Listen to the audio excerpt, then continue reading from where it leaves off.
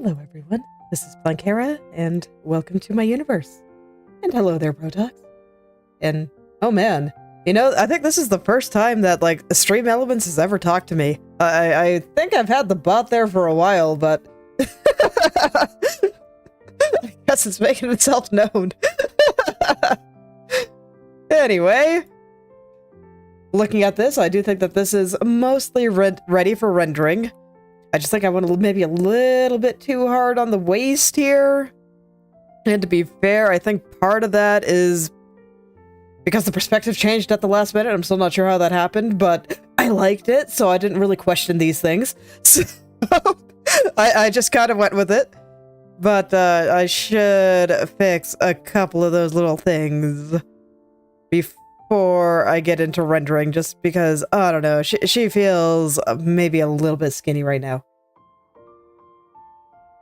I actually think it was more pushing her this far to the edge there, because I think I had more stuff over here, but now it's all cut off, and it's all very complicated, I assure you.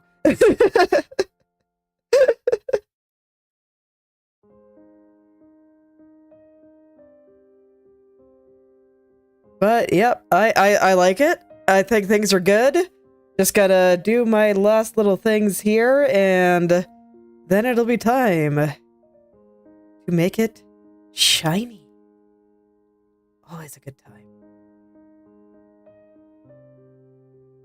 I can see that I'm gonna have to do some mask adjustments and stuff, but it's fine. I'll do it later.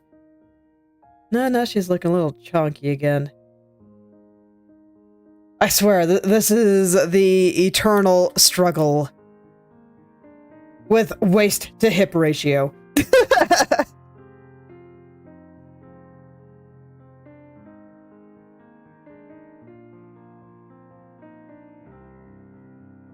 I want her to have hips, but like, where do they go? How big should they be?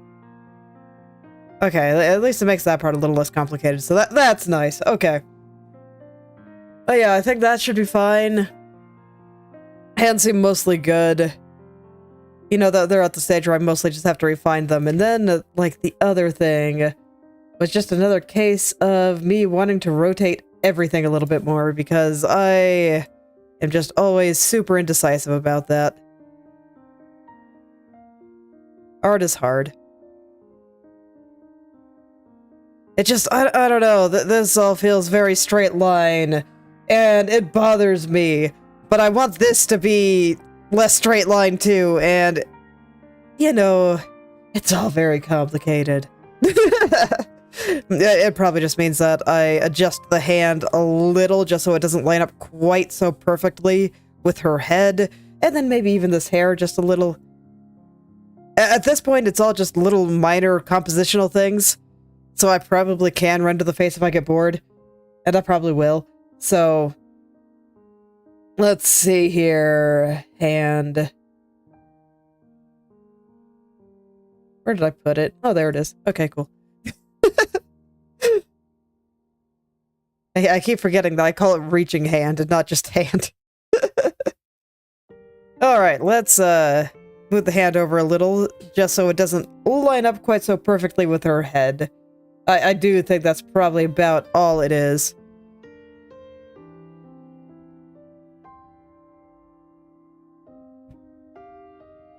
It's actually surprising on how big a difference that such things can make. It doesn't seem like it should, but it really does. And it's one of those things where sometimes I can be rotating things around and not quite get it right, and it drives me nuts. But once I started kind of consciously noticing these things, it became a little bit easier to fix it, so.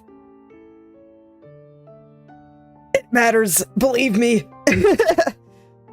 Although now her elbow's in a weird place, and I'm gonna have to fix that a little bit.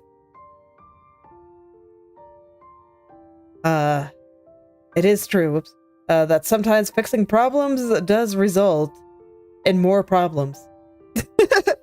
I think that's true for life as well.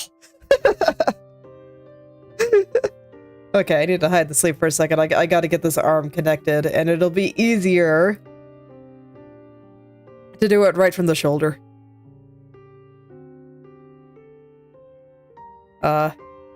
I did not hide, or I did not, lock my transparency mask while I did that. Alas, but that's mild inconvenience. It'll be okay. I kind of want the arm to be a little bit more relaxed, though. Because now it's, like, coming way out there, and, like... Humu. Alright. No, I know how to fix this. I just gotta rotate the hand. So, what I'm gonna do... I'm gonna take this arm. Gonna move it down here. Okay. The elbow's still gonna be here, and it's all gonna be very, very foreshortened.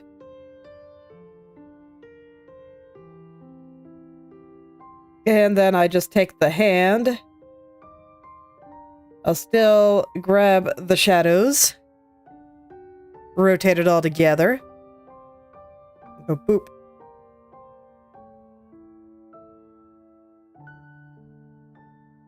Okay. So that should kind of get me what I want. And you know, I'm realizing that the front part of her arm actually looks a little short, which is good news for me, because it means that I can move the elbow a little bit closer to her hand, and that suits my purposes just fine. And now, I think the pose looks a little bit more relaxed. Like I said, I don't want to make it look like her hand is coming out to grab you. She is just gently offering her hand, and you can take it if you want. There is nothing forceful here. So I do like being able to make the arm look a little bit more relaxed here. Okay, and then with this, I can start painting the sleeve again. So first things first, I'm going to get the red part that kind of goes around the upper part of her arm here. A little bit too low to be called from her shoulder, so I think I'm actually just going to erase this part for now. And I'll just redraw it from scratch since it is tight on her arm there. And I think that will just be easier. There we go. Now it's doing what I want, and it indeed does feel like considerably less of a straight line. So I think the last thing that I want to adjust there is some of the hair back here. This also feels very straight line. I mean, it's a little further out, but if I were to take a line and just bring it up there, like, it's real close. It's real close to straight. It just has the tiniest slope, and I don't like it.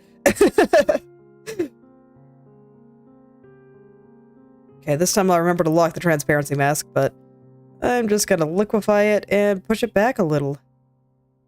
Or maybe I should just get rid of that one tiny loose strand entirely. I don't know. I guess I can keep the whole thing within the flower. It's gonna be wrinkly, and that's okay. I'm probably not gonna keep this exact line. I just want to know where it's supposed to go. And then I can draw some more loose hair at the end to make it go outside the flower. So that sounds good to me.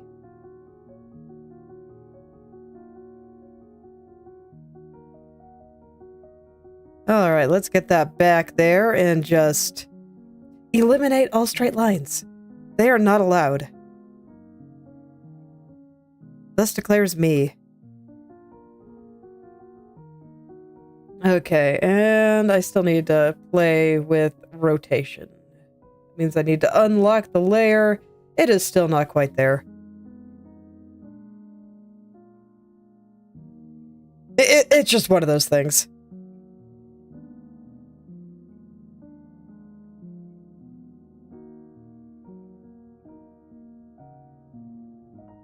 I also want to make sure that her spine here is not too straight. I know that her spine is actually like going this way, and this is part of her hips. But, still. Here I'm looking at the arms. Basically the arms and the head here. I want to make sure that the head is sitting at an angle as well. I might just need to push it a little further up. Let me see. How did I have you before? Okay, let's mess with the head just a little.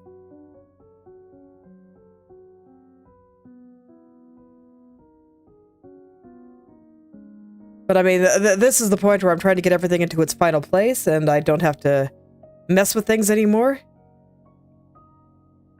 So it's pretty important that I get it all the way that I want it to be. I might have to move the hand around a bit too, that's fine.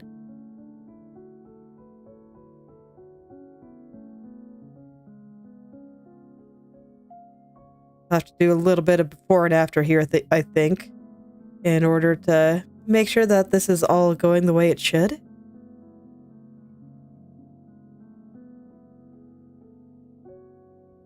No, this has way more drama. Okay, I keep it like that. And if I need to adjust anything else, I will adjust the body instead.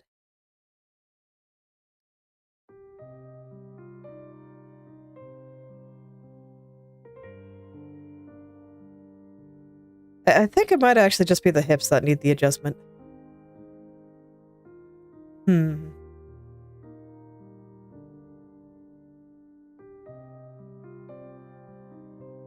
Oh yeah, and if I'm just going to adjust things on the inside, I definitely want to make sure that my transparency masks are locked so that they don't move around. There's got to be a better way to do this. I should figure it out sometime.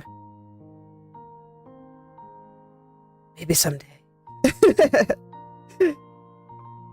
I always feel like there's so much more to learn. Let's see here.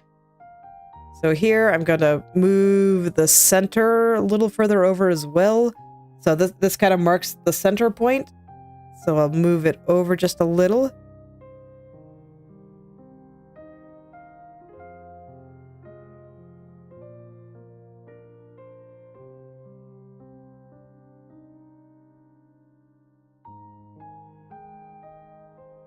And now I'm just going to kind of correct all of the little shapes here. Actually, for that, I probably do not want my selection. I just want to grab my good old friend, the liquefy, and liquefy all the things. And watch Krita chug, because it is lost and confused now.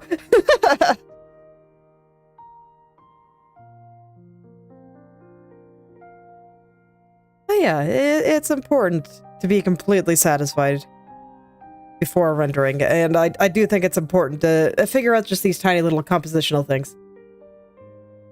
They're small, but I do see them. They think they can hide by being unassuming, but they are wrong.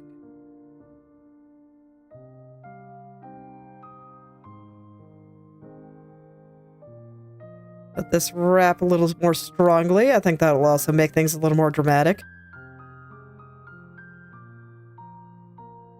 Gotta make everything super dramatic. Now, that's exactly why I'm trying to get rid of some of these little kinks here and there.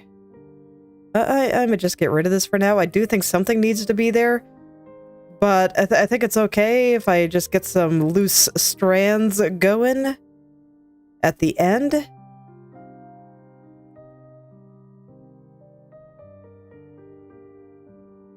So that should be okay. But for now, just the way that this is sitting is bothering me, so I will change it. And I can get some of those final details a little bit later. There we go.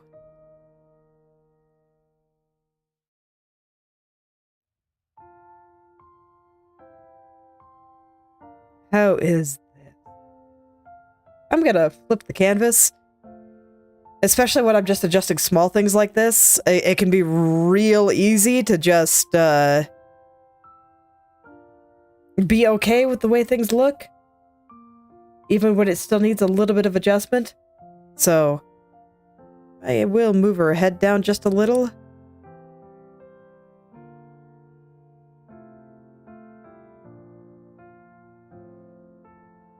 Okay. And that does mean I have to move her hand quite a lot. Which will mean I have to move her arm quite a lot, but that's actually probably good here, so I'm okay with this. So I will want to move the sleeve and the body at the same time. Once I find them, there they are. I found them! Oh yeah, and I had this just... Okay, and at this point things have moved enough that I am gonna just remove that layer and...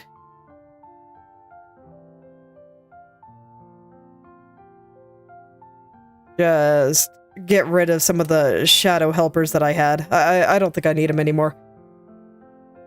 I didn't want to get rid of them at the end of last time because I wasn't sure if I was going to need them, but now that I've looked at it again, I'm like, nah, everything's fine. I don't need them anymore. Okay, I forgot to get the shadows. I keep forgetting that I have them on a different layer. Most of the time, I put my shadows on the same layer as the thing. So I keep forgetting. It's terrible. Man, this is gonna be great once I render everything out. I'm pretty excited. Here we go. Come on, drama arm. Here we go. Be just so much more dramatic for me.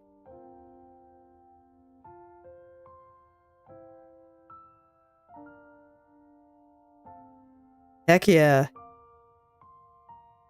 I kind of want it to come a little bit further down. I'll round out the elbow and all that stuff when the time comes, but I'm going to get real close to the edge of the screen there. Just so that this arm has more of a downward angle as opposed to a horizontal one. I mean, like I said, I am trying to eliminate all signs of things being too horizontal. I don't have any locked. Okay, I do. Yeah, I wanted to move everything again, which means time to unlock the transparency layers. There really does have to be a better way to handle that. I'm just not sure what it is. Maybe if I just put it in the group instead. I don't know, man. I don't think I could even do that, but it's okay. That's a job for another day. Right now, I will just live with a minor inconvenience. Life is hard.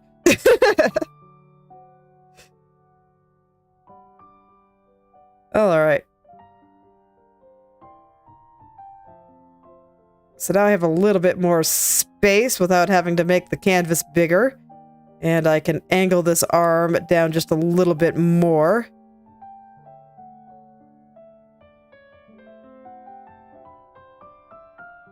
Okay, there we go. And I'll do the same to the hand. Hand, gotta go down a little bit. Incidentally, this is why I have not rendered the hand yet, because there is a non-zero chance that it might change. Okay, let's flip her back. Yeah, this seems a lot better. For reference, just that arm change. Let's find out where I started messing with that. Probably around here. So, we have before. This is what it looked like before. I just did that minor change with the arm. After. I think the arm might be a little long, so I do have to fix that. But I mean, difference is huge.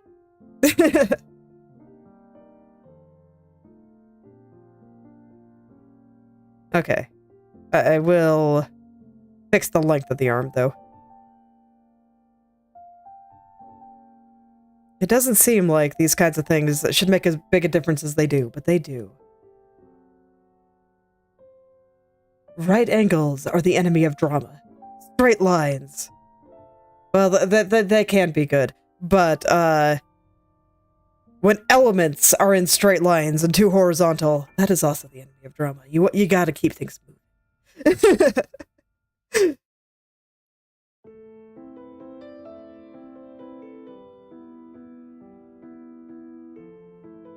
Okay, I think that's pretty good.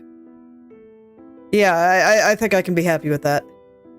Let me flip it back and forth a few times just to make sure. But I don't see any super glaring issues at this point. I'm just gonna check my proportions, because I'm not sure if my facial proportions are quite right. Slightly different from what I was checking before. Before, I just wanted to... before was, you know, those little compositional things, but this is just, oh hey, her face looks a little funny. Let's fix it.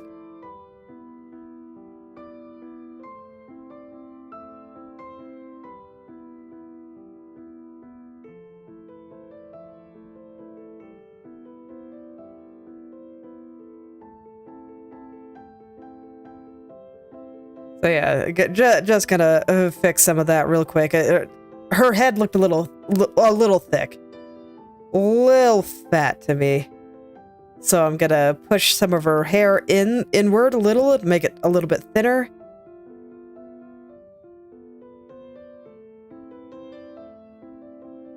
And I'm gonna hide the back hair for a second so I can see a little bit more clearly. I don't really think I need it yet, and I'm also not really worried about the shape of the back just yet.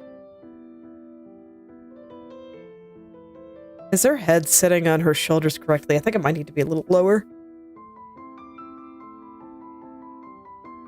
Okay, so let's go and do that final proportion check. And I'm not really worried about, you know, things like this where the arm is just messy and a little bit tubular. That's fine. That'll be fixed when I render it. This is just getting things to the state where I feel like I can render it.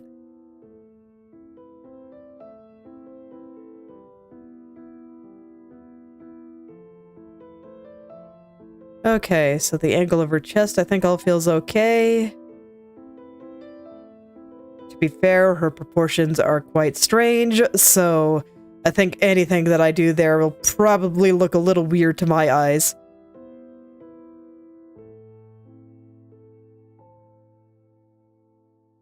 Hair looks good. It'll be nice once I can add some loose strands and whatnot. I got started on that, but most of those I think will be erased. And I think I'll do that kind of closer to the end.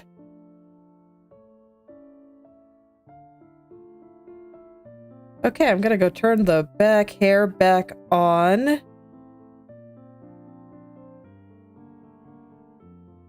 I feel like that this strand is really messing with her silhouette. So while it makes sense for it to be falling down like that because of gravity, I don't think I actually want it to. I actually unironically think that her weird hair buns are so important to her silhouette that I gotta make sure that it's preserved. And then once they're down here, I can let it fan out a little bit more this way. And that will just be better. And then, I don't know, maybe some other wavy loose strands coming out from this part of her head. Or maybe not. I don't know, man. I guess I should know before I continue at this point. Because I don't like that. It would have to be more, but that would start to interfere with the silhouette again, so... You know what? No, I don't put anything back there. We just keep the little flower shape.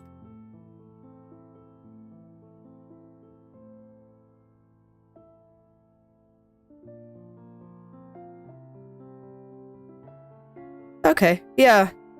That might have also been just one of the little things that was bothering me. Let me find her head here, because it looks like I have some residue. Oh, you are not part of the head. You must be part of the neck, then.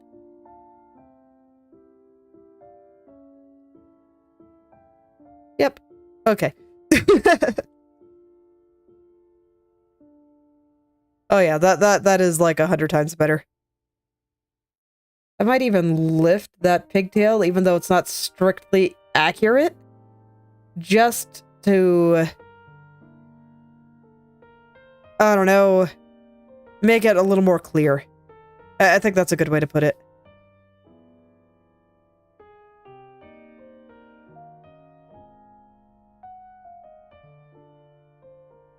But there we go. Like I said, not strictly accurate, but that's okay. It doesn't have to be.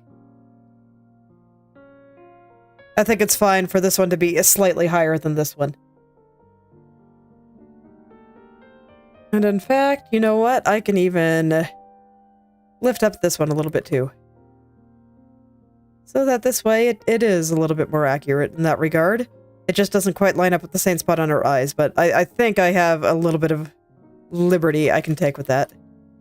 There we go.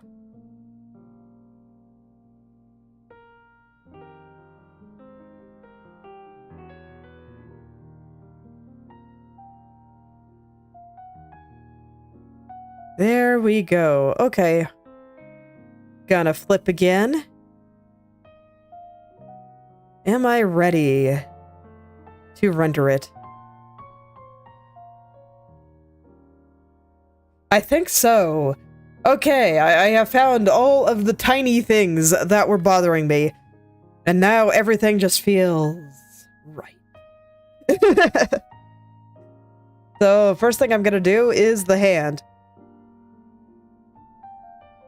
Okay, so my goal for the hand here. I want to try to keep as much of the black lines on the layer below it as possible. So obviously, like right here, we'll need a black line, and I'll probably leave one here just because it would be an absolute pain to deal with the 3 layers below it that I'd have to deal with.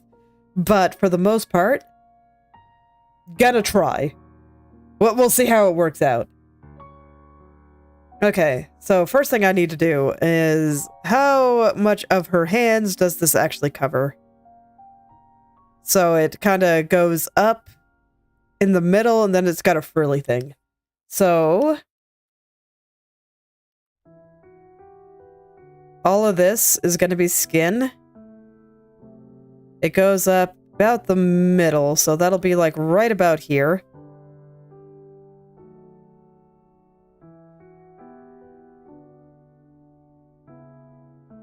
And then it has a frilly thing.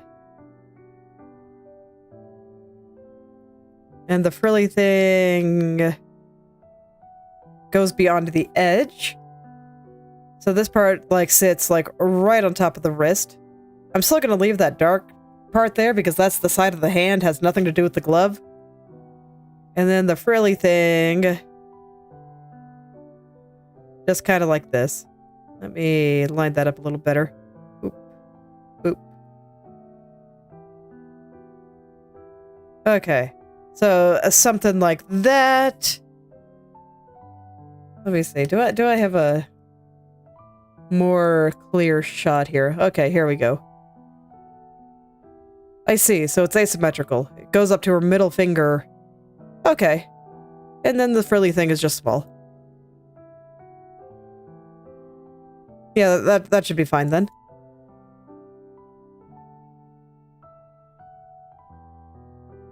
Okay, I have the layer locked, so I can kind of get this stuff in.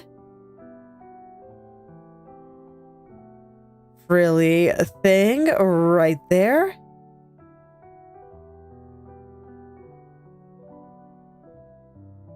Let's see. I think I have the angle of frilly thing a little bit wrong, so let's fix that.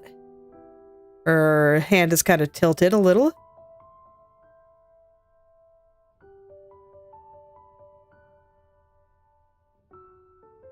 So yeah, something like that. That's probably fine enough for now. The frilly... No. The frilly thing goes a little bit lower than this. It's a little bit longer than the rest of the glove at its apex. So I gotta send this one out a little bit more. Okay.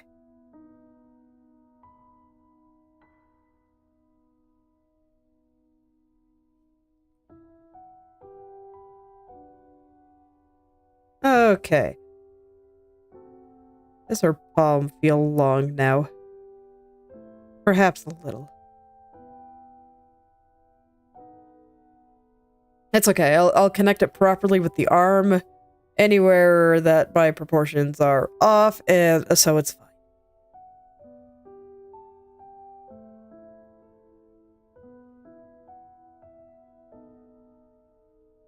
It's totally fine. It'll be totally connected later. It's all good. But there we go. I think that's looking pretty all right. Okay. Stretch here. Let me think. This is where I have to make some decisions. So I remember when I said that straight line were the enemy of drama.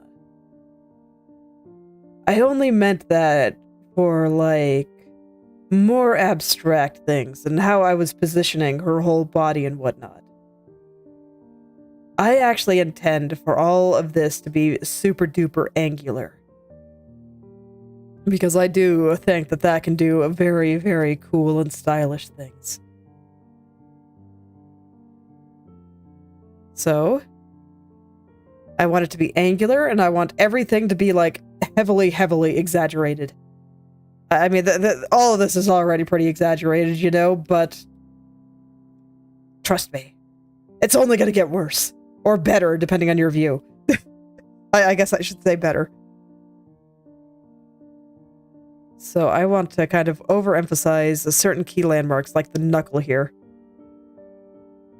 I just got to be careful not to overdo it while I'm overdoing it, you know?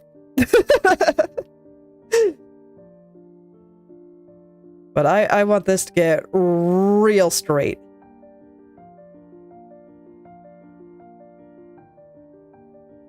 And we're gonna have lots of very straight and dramatic lines here.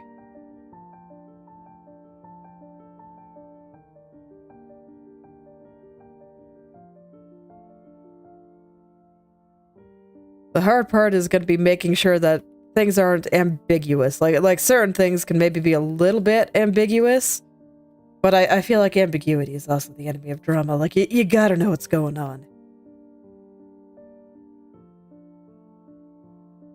I feel like clarity is the difference between action scene movies that make you go heck yeah, and ones that just make you go like, wait, what happened?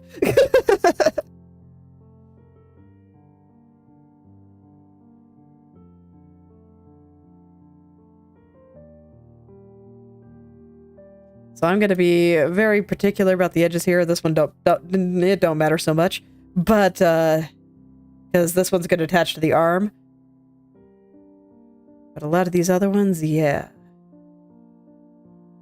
Okay, I'm actually going to go hide the hair shadows for just a little bit. Once I find them.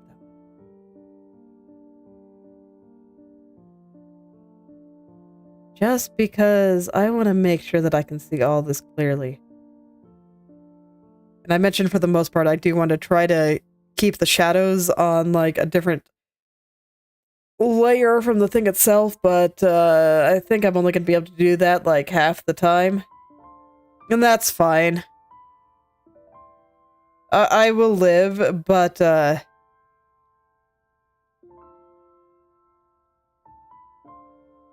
when I can, it'll be nice. But I think for this hand, there's just too many layers underneath. And I think it'd be an absolute pain to try to maintain that, so I'm not gonna. Alright. So the edge of most of this is gonna be black. And one other thing that I kinda think that might be good for this one is making things a little bit less smooth than I normally do. I'm not quite sure how I'm gonna do that, because I'm also thinking of, you know, like little scuff lines here and there, something like this, and just little bits of texture here and there. That's gonna take a lot of science. So I think I'm probably gonna do a lot of that at the end, but I don't know, I also kind of question, you know, does it work if I just add random stuff like that sometimes? I think calling it random is wrong. I do think that there is a method to making it look very cool. I just am not super familiar with it yet, and I would like to fix that. But I'll keep things relatively smooth for now. Just because it is what I know.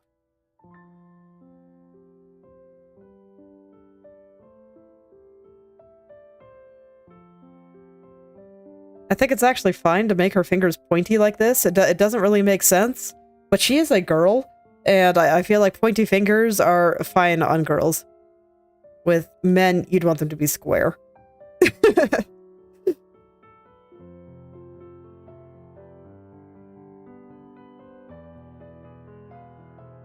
Actually, I kind of like that little bump there, so let's keep it.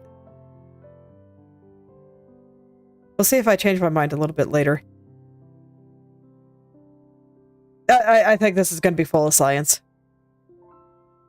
Because I have some familiarity with how to do stuff like this.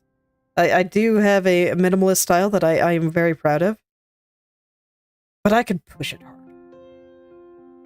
I can do so much more. And that's kind of the goal here. I want to push the limits of everything here. See what happens.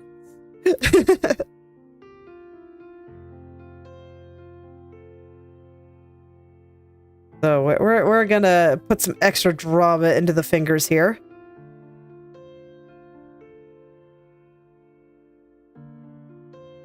I mean, you can kind of see that I was already kind of starting to do it with my sketch. I already made her fingers a little extra pointy. So I've had the thoughts in my head for a while. I just don't necessarily know the exact details yet. Okay, her eyes are in the way. There. Nothing will interfere with my dramatic finger chuny pose at all. Must be.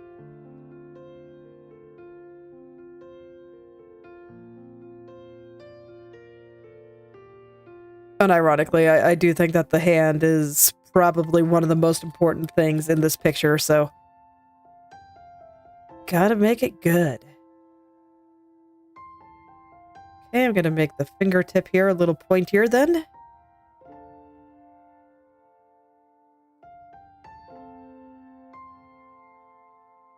Okay, I'm already kind of loving this, so I'm happy.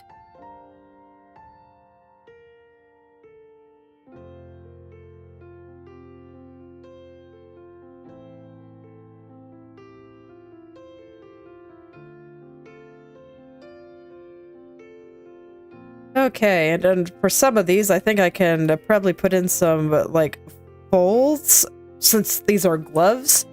And if I'm having trouble picturing it, I can, you know, start putting in little things like this. That's actually kind of what I was picturing over here. Little fold in the glove. And I think that this kind of thing will help a lot, too. I'm mostly focused on the outside, but, you know, whatever I gotta do in order to picture the outside properly. I'll do it.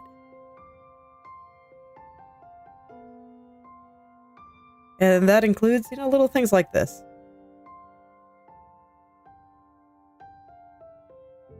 And I might even go back and add more, depending on my mood. Whatever I think will help make this look better.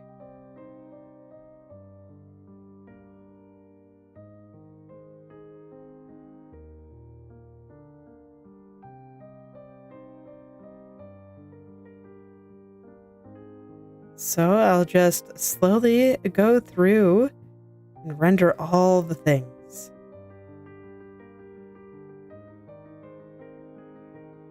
But just due to the nature of this hand here and its absolutely crucial significance, I might be here for a little while. I do want to make sure that I get it right.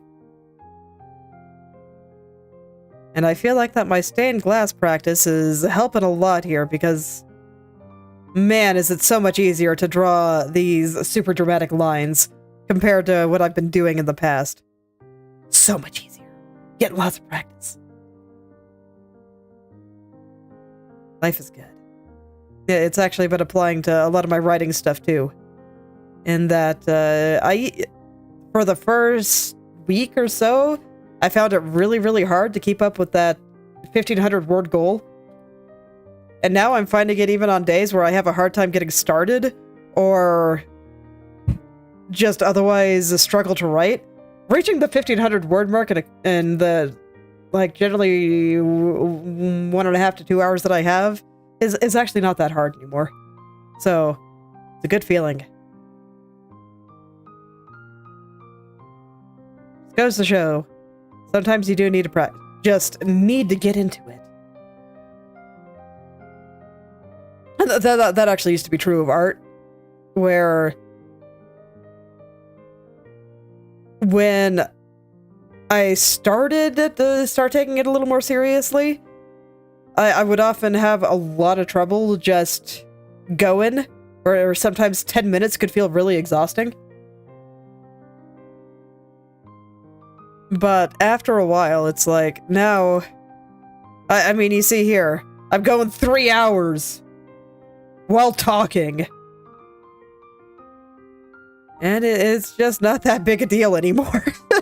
It's not.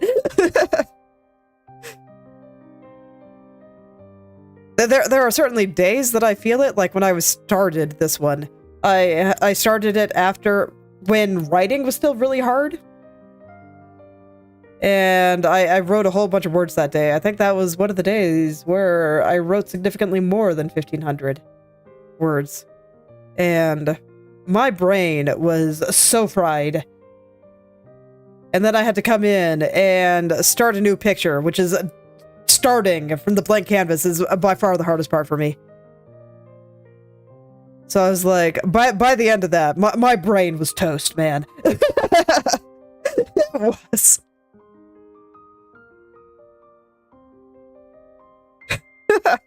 But so that, you know, that does happen, because art is hard after all. Oh, dang it! Well, you know, on a loop. Don't be like that. Okay. Because I mean, art is hard. It's true, and certain parts are harder than others, but getting to that state where I'm just like, okay, brain totally spent, it takes a lot more than it used to. The brain adapts. It gets better. It gets used to it. So if you find yourself wanting to do some creative thing, or finding it really hard to keep up a practice, you know, don't worry about it. Just do what you can. Just push yourself a little bit more every day. If 10 minutes is enough to make you tired, then, you know, do 10 minutes. It's like lifting weights. I mean, if you can't deadlift 500 pounds, don't. You'll hurt yourself.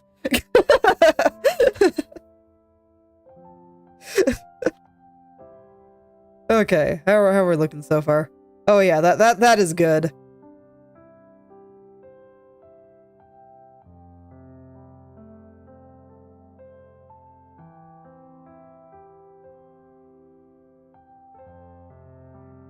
So, it's been nice watching writing get easier and easier for me. Very, very, very satisfying.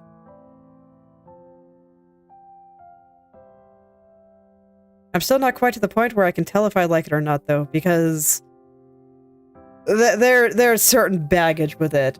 And also, art is hard, so I'm still in a state of just the constant self-doubt, the constant, oh god, I don't even know if this is any good, and, you know, all that stuff.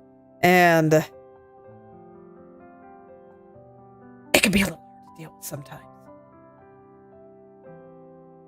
So sometimes I can't tell if the pain is because, hey, I am not destined to be a writer and I should pick some other creative stuff, or if it's just that art is hard and I kind of got to push through a little bit longer in order to get my skill level a little closer to where I want it and work through some of the other emotions that are maybe a little bit unpleasant.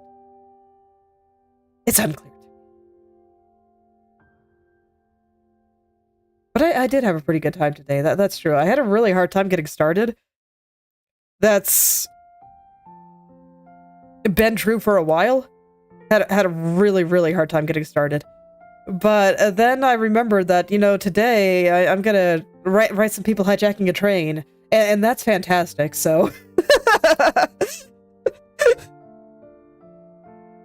It ended up being pretty fun once I got into it.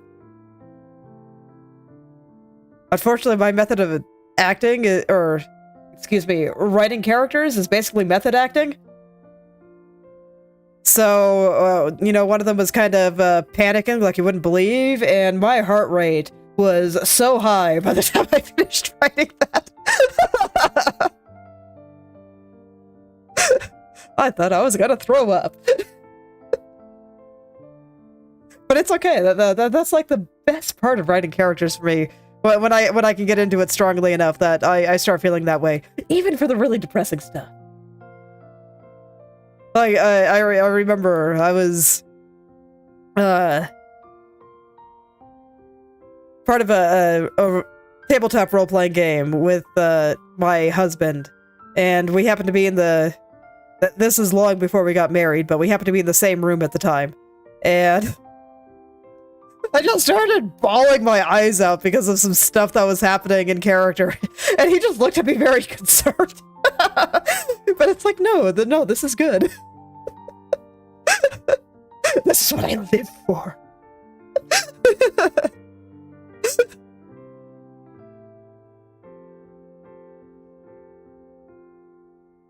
Let me see, where does this connect on her hand? Kinda right there. Do you even see that part of her hand? I think I might have this drawn backwards. You know, that sounds like something I do. I do. Okay.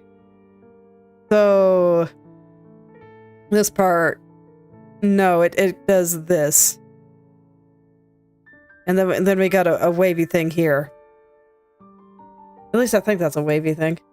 Kind of hard to tell. Hey, Malice, can I see your hands? God, it is really hard to tell.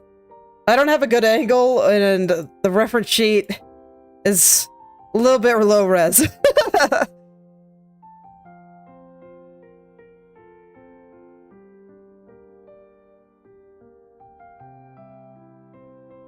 Okay, so I'm gonna roll with what I think looks cool. That seems fine, especially given what I'm doing.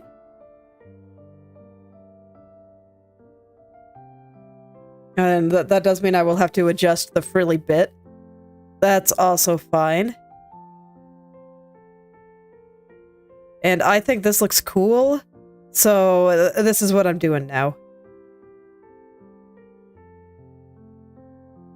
We're gonna put a little jagged part there. Okay.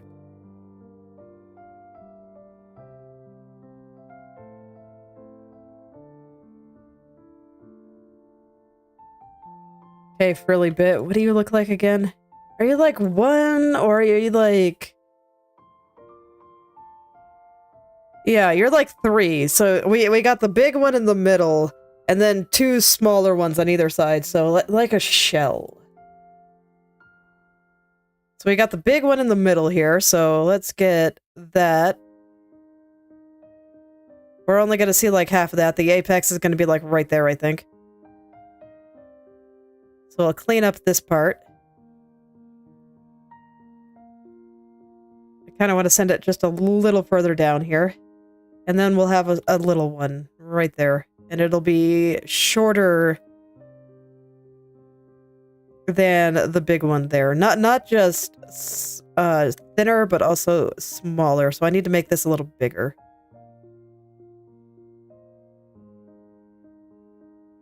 And when I talk about the apex, I mean like the highest point of the curve.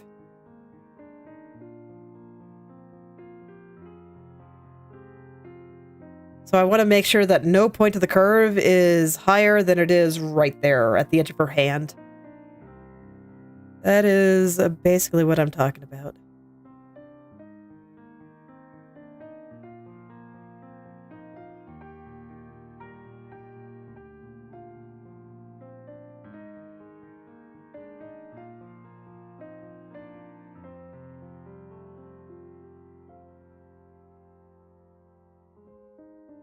Yeah, something like that.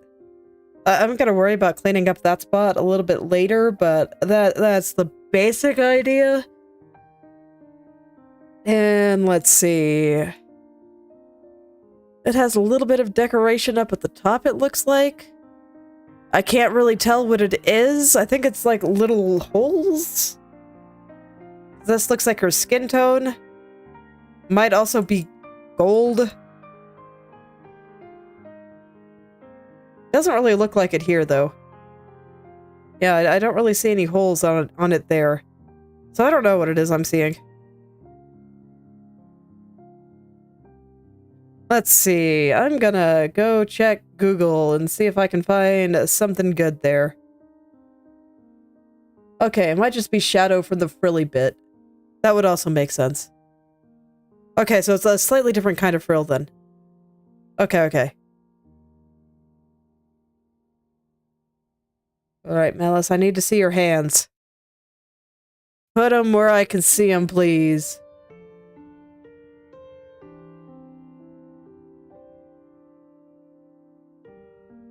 Okay, yeah, it's not a shell pattern.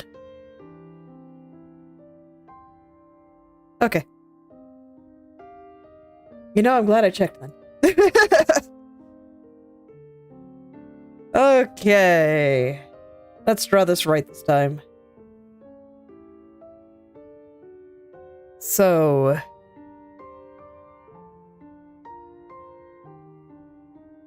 I'm just gonna go back and forth between this other reference that I found and... it's gonna do something kind of like... this. Come up here. I want these lines to be a little bit more delicate. Also pointier, but I need to get the idea down first. Limitation of my tiny human mind. Don't worry about it.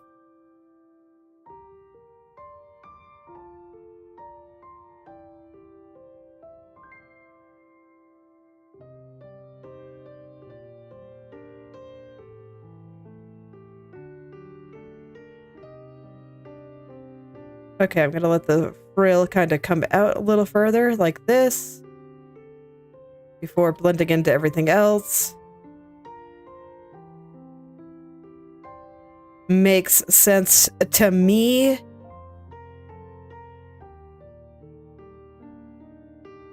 And it'll just kind of do this, I guess.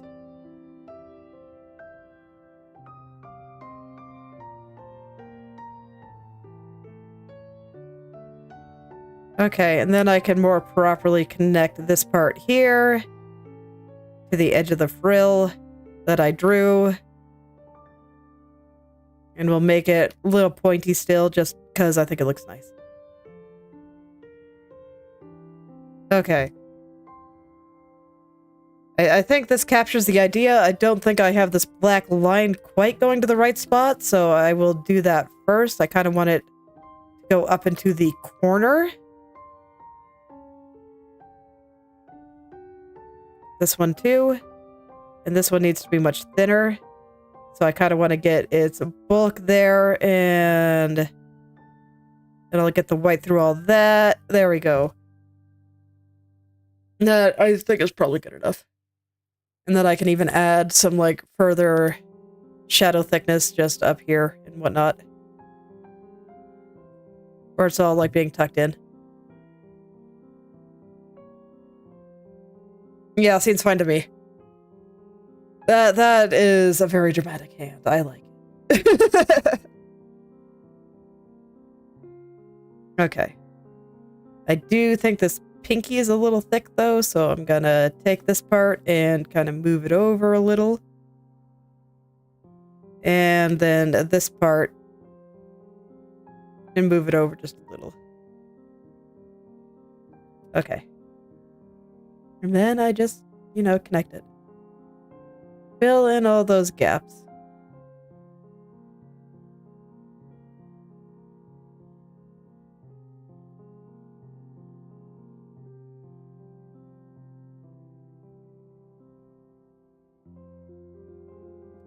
Okay. The rest of the fingers I think are fine. And I think her hand is very hand-like. So it's probably ready for me to smooth the rest out at this point. Let's see. So I'm still gonna block in the last few things that are important. So I kind of got the side of the hand here. I'm gonna make it a little bumpier.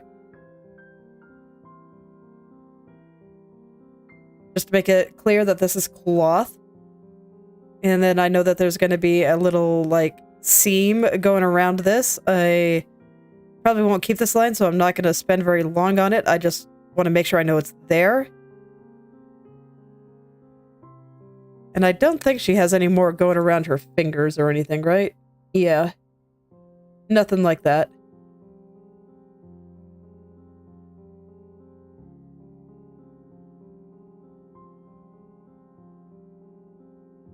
Okay, and I don't quite like the angle on this little portion. So I'm just gonna grab him real quick and make this finger a little bit thinner. A little bit chunky there.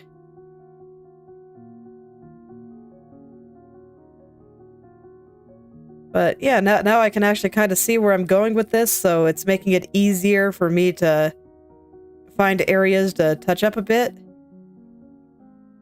And then I do want to add just some little bumps and whatnot in various places.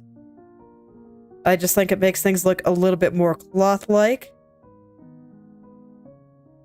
And like here, I'm gonna make the shadow a little bit thinner around the bump in her finger. You know, yeah, you gotta, if you look at your joints, you got a little bump on your little fingertips there. Make sure that this is pretty straight. You know, as straight as I want to get it before it's rendering time. Or full rendering time, more accurately.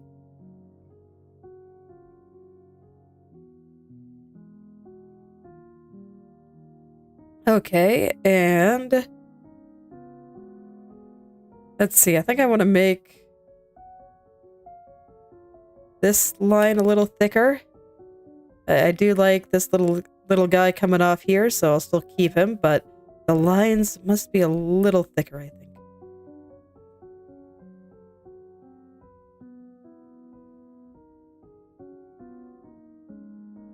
Kinda same over here. Need more drama.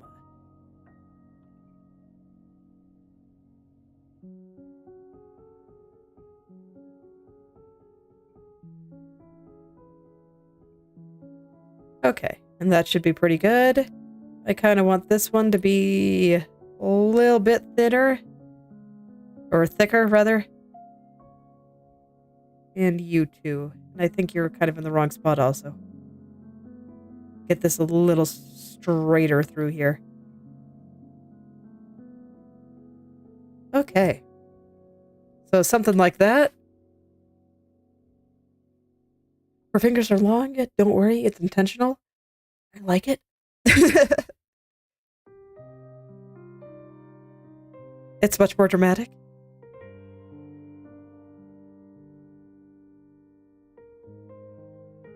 I do think I should make the fleshy part of her hand slightly longer, though. So I will just pull it out to about here.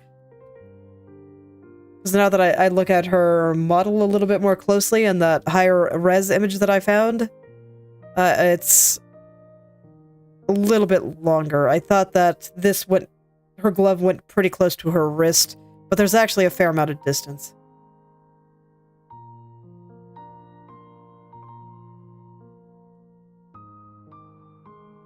And that should make her fingers look a little bit less long, but I want them to look a little bit long. Little bit. It's much more dramatic. I also think it's funny how well this works without the rest of her face. Just the smile.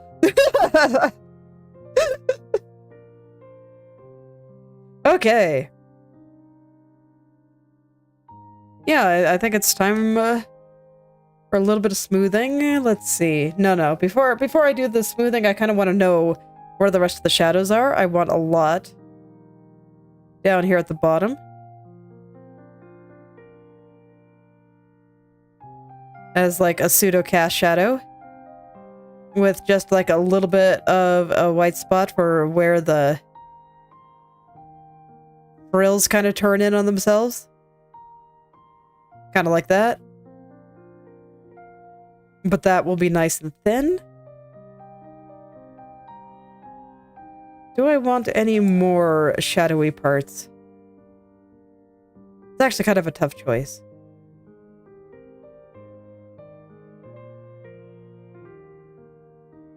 Because, like, theoretically, I could put this entire finger in shadow and it would be fine. Like, it makes sense.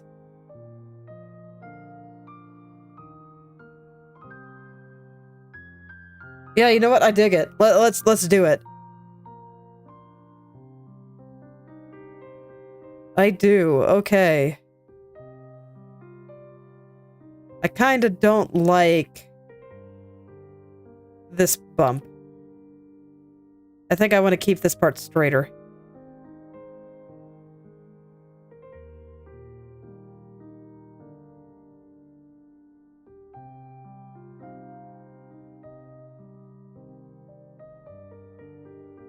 Yeah, that finger's wrinkly enough without it.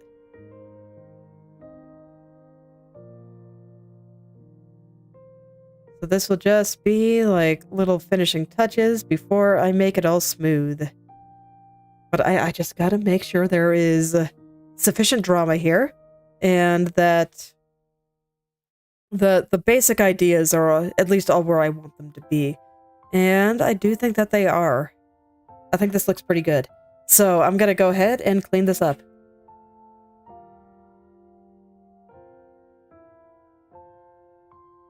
And like I said, I'll save any scuff line experiments and stuff for the very end. I want to get everything looking good first. And then at that point, I can do a little bit more stylistic science just at the end. This will be where the wrist goes. Kinda all leads into that.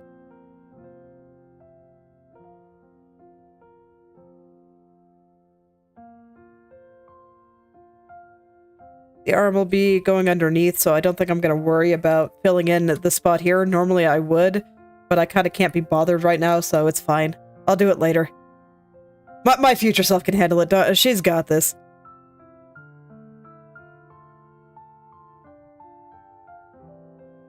Don't worry about it at all. I'm sure she'll be highly confident. She's probably better at artwork than I am right now anyway.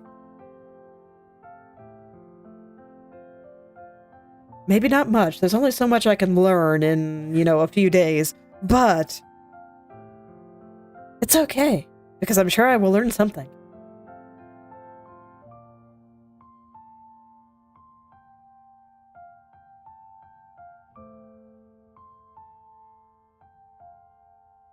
Okay. So a lot of the time, I only worry about the outer edge, and I will be, of course. It'll be nice to be able to go and lock the layer. But I'm also kind of worried about the interior as well. I'll probably go back and forth. It's fine. And if I decide, you know, to like change my mind and do only interior stuff for a bit, you know, that's fine too.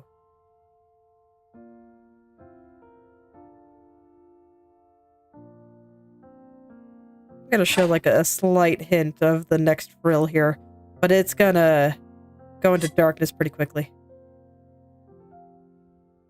There we go. That looks pretty nice.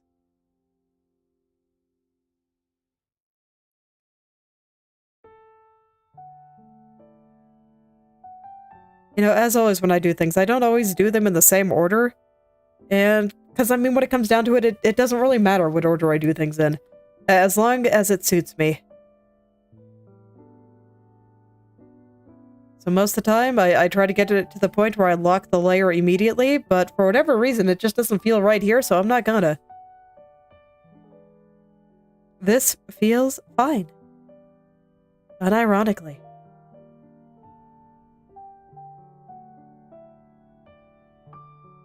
So this time I'll do it like this.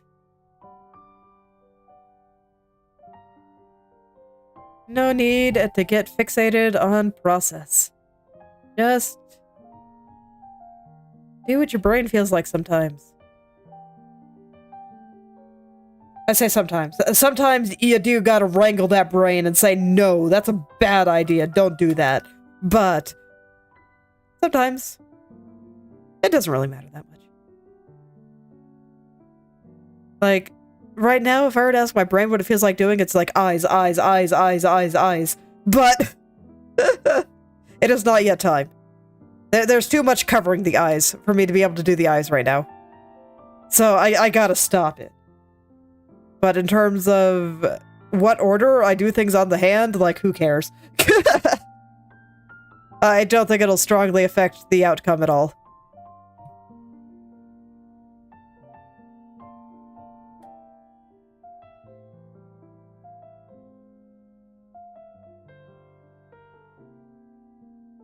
Okay.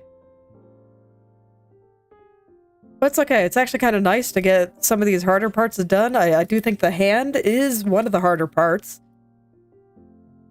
So now I'll just be free. In fact, I'll probably do that extended hand out there pretty early too.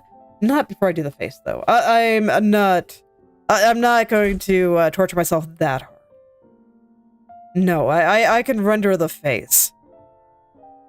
But I might do it right after rendering the face. Right after. That seems pretty alright. Let's see, I don't think this is angular enough. I want to make it pointier.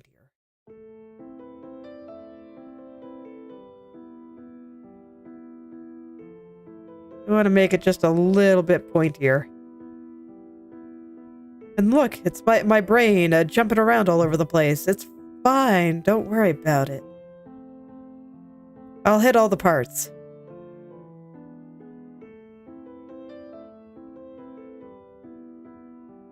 I'll hit all of them.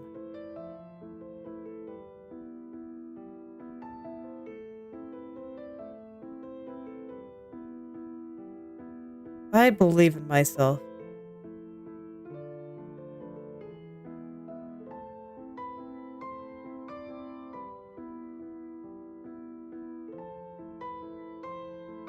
Okay, that's looking pretty nice there.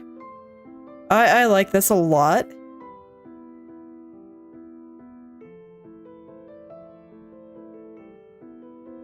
Or it looks like the frills are just kind of overlapping very, very slightly here. This one extends out just a little bit further because it is being overlapped by this guy. That's pretty nice, actually. Okay. Let's go ahead and finish up the glove part here. No smooth curves allowed, only sharp, pointy things. May people cut themselves on Malice's hand.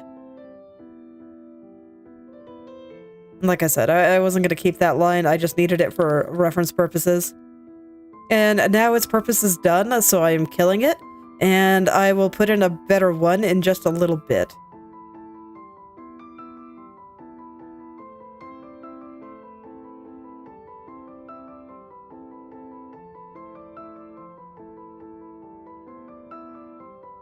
And I kind of want the shape of the shadow on her hand to follow the frills. So I'm kind of trying to get some similar shapes up in there. I think it'll look good. That's what I was going for with my initial draft there. I'm just really emphasizing it a little bit more now. Because now I have to actually make it perfect. I have to get it into the final state that I want it to be in. I'll put a couple of bumps here just because there are some bumps in the hand right around there. So I think that'll make it look a little bit more interesting and a little bit more dramatic.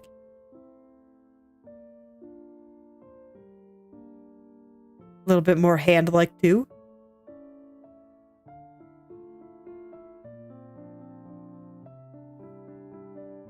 Took me a sec to get the angles that I wanted, but you know, as long as I never give up, I'll get them eventually. Sometimes it might just take a couple of tries. It's all good.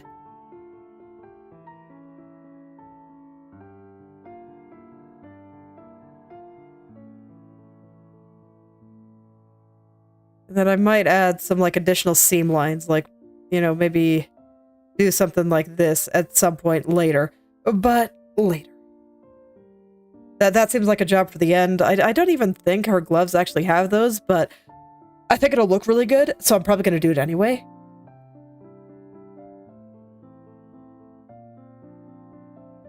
This just goes into, you know, my hobby of thinking about how clothes are actually constructed while I draw them.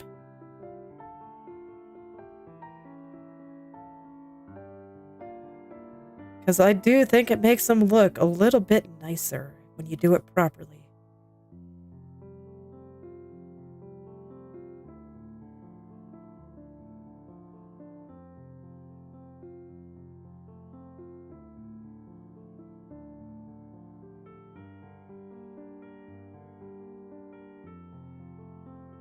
I think I actually want the curve of the finger to come out that way. Yeah. Now it just has to be pointy and sharp. Abandon everything I knew about soft little curves and things that look nice in that regard. We're going for something completely different here. Honestly, I'm looking forward to drawing the rest of the members. I think I have good ideas for all of them now. So I'll probably draw them in the order that I got ideas in, but hey, if you guys have watched Faye's Saga and have a favorite, you know, drop them in the comments and I'll draw them first. I'll get to all 5, and you know, if Anya debuts before I finish the rest, then I'll draw her too. But besides that, I probably won't. Or I won't until she debuts, at least. Because the only idea for a pose that I have for her right now is like generic cat girl, and that is just so boring. But it's hard to get anything more specific without actually really knowing what she's like. So I'd like to see her debut first. So if she debuts by the time I finish the last one, then great. I will draw her too, but otherwise I'm gonna wait.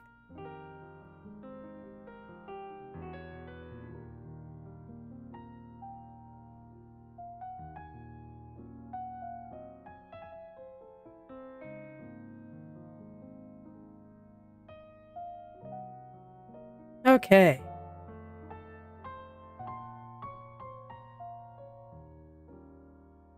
Yeah, I feel like at this point everything is just kind of easy mode again, so mine starting to wander. As it does.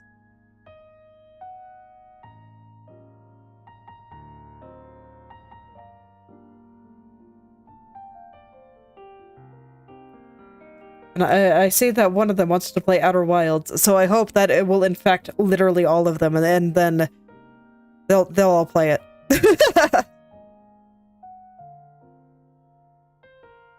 Continue with my hobby of watching people play Outer Wilds.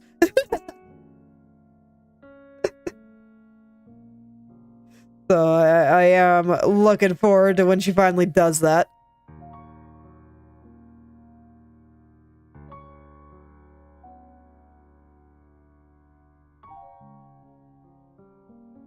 I'm sad that it hasn't seemed to have infected the rest of Phase Connect yet, because you've had 2 people play it. So I'm hopeful that at some point they'll just get more and more to play it. And then I will have so much content and I'll be so happy.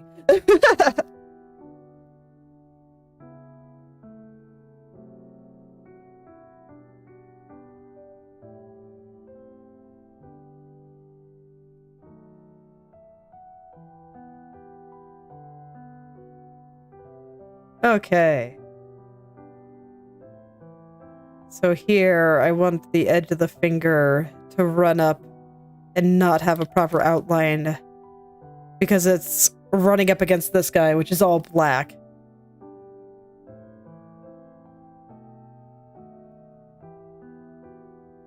Let's see, I'm actually going to lock the layer for a second while I get this line right. Because I want it to, like, line up with this corner. So I could just have it go, like, all the way out like this. I'm not actually sure if that is good. Let's find out. How good is that?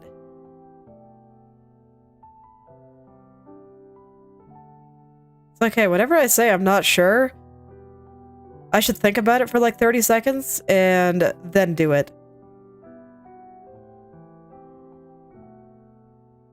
You know, actually try to figure it out. That always seems like a good idea. A brain is a terrible thing to waste. Just figure it out. It'll be fine.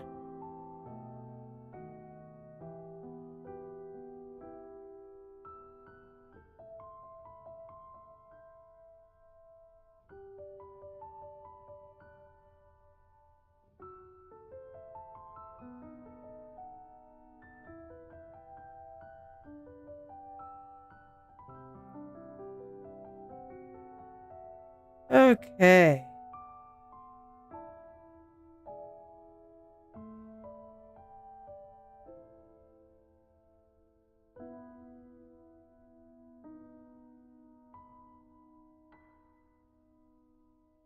Yeah, I think that looks pretty good. I think that's a pretty good place to put this little fingertip. Now I just gotta make it straight. Straight lines only. Curved lines not allowed today. No cute little curves here. I guess there'll still be some.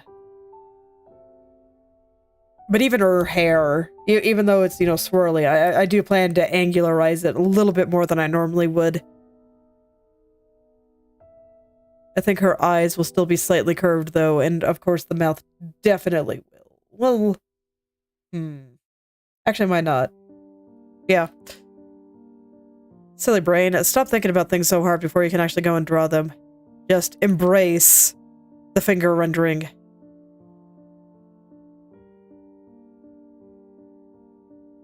Embrace finger rendering. Alright, you're almost there. I think you just got like a couple of seams left to draw. And then it'll be done. Couple of seams in this one finger. Which I'm gonna make extra dramatic because it's black. It is just a solid shadow.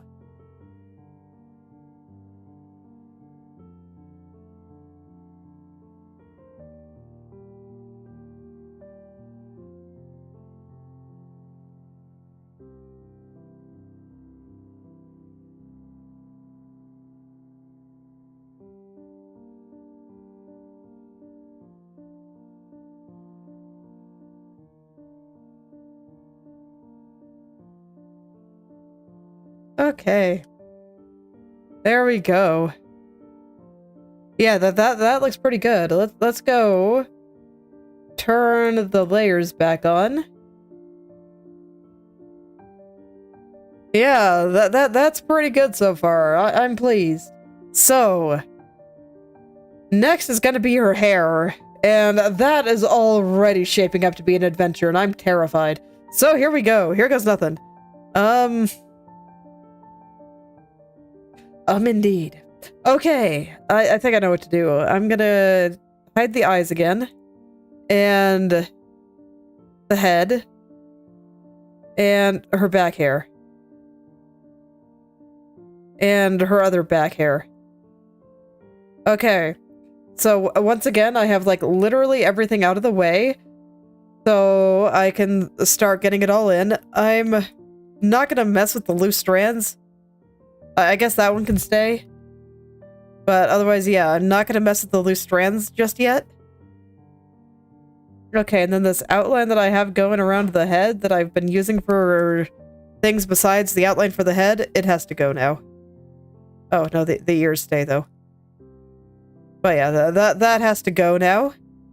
So it's only going to be there for the jaw now, because the rest is going to be drawn on the hair. So here we go. I'm actually going to hide the crown too, because I want the crown to be sitting on top, and yeah, that's right, I have the shadows on a separate layer. I don't blame myself for doing that, but I think I might need to merge them together now.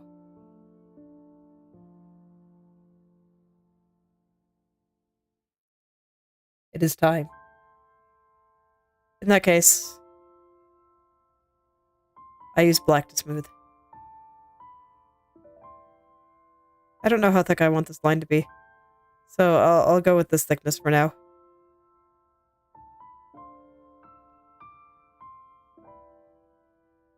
Let's see, yeah, this is gonna be a game of hiding layers a lot. Because I do think that clarity for what I see is just extremely important.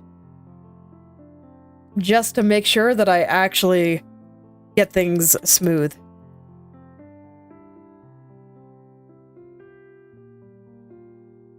And I'll probably work on the inside a little bit too. I want to make sure that I have all the shadows in really nice spots.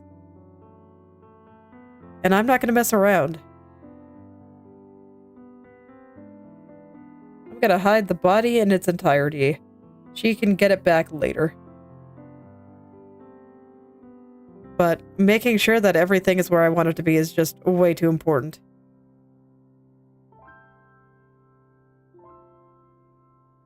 And you can see I'm still being a little bit rough for now. In fact, I should probably zoom out while doing this, but I'm not, so it's fine. I'm only doing like a first layer smooth here just so I can get an understanding of where I want these shadow shapes to go. And actually, I think this is the other way around. I think this one needs to be on top.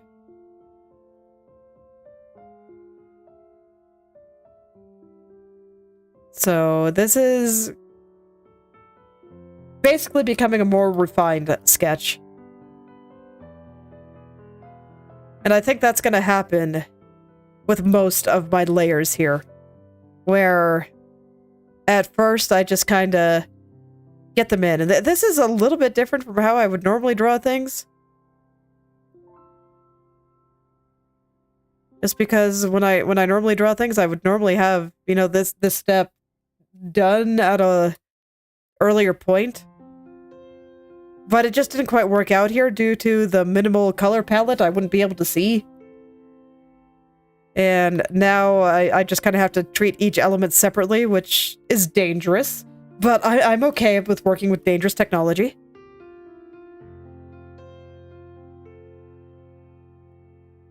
But I acknowledge that it is dangerous. And once again, I kind of want to make things a little bit more angular. Some of these curves, I think, have to stay curves. I don't know. Can I make you really straight? I might be able to, actually. And I'll just do what I gotta do in order to test things and make sure that things are going my way. And that does look pretty okay, actually. Okay! We say goodbye to smooth curves. And embrace hard corners. I'm a little scared, honestly.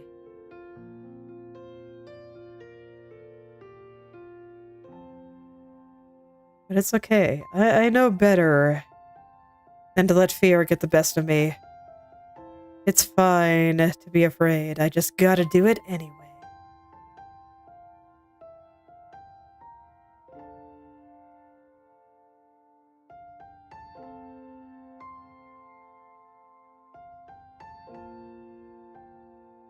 Okay.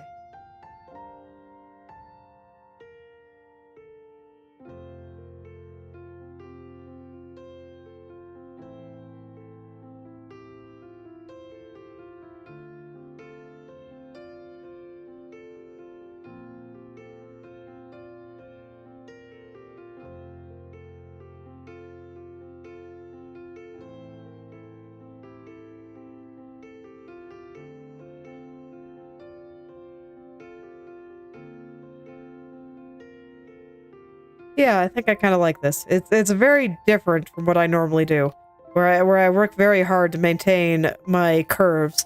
But no, this works perfectly for this. It does make her hair look a little more chunky, a little bit less soft, but I think that's fine.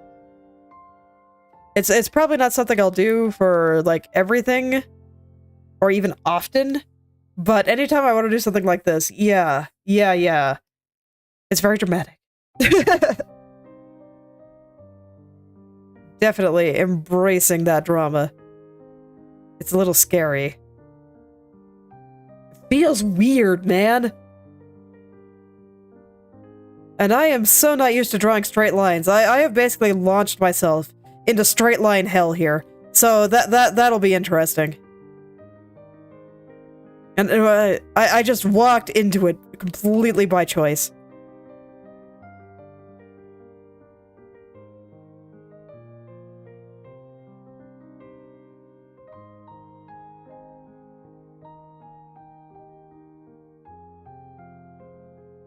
Okay. Straights only.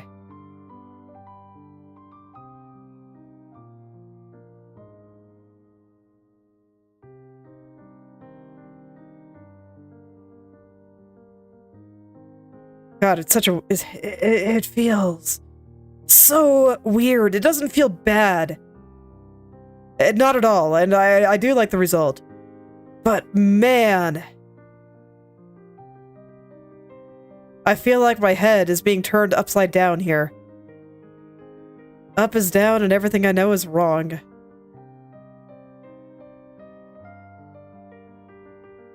I'm gonna have to be so particular about the structure of all of this. Otherwise, everything will just collapse.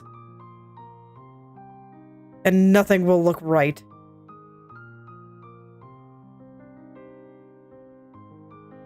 How does this connect?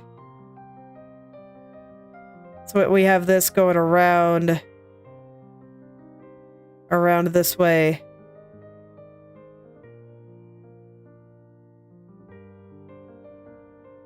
So it's like this, I think.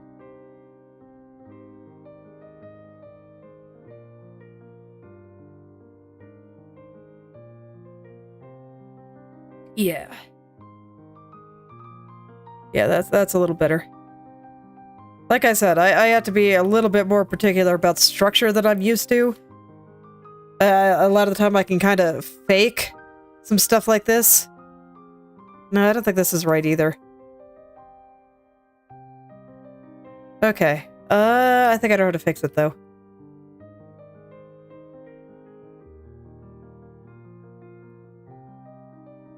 Okay, I'm gonna back up a little bit.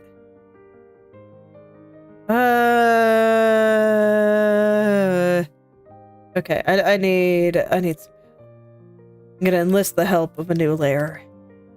Okay, so we got this going around here. It's like this. And then it'll roll out into the next one like that.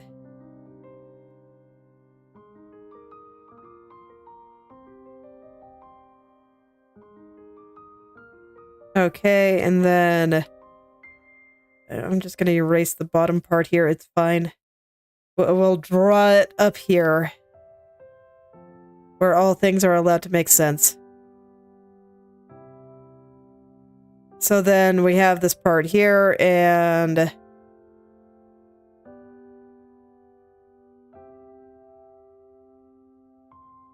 I think I want it to be a little bit lower.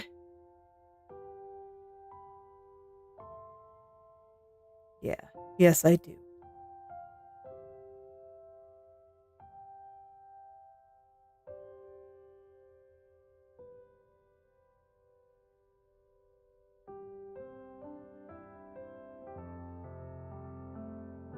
Do those actually connect?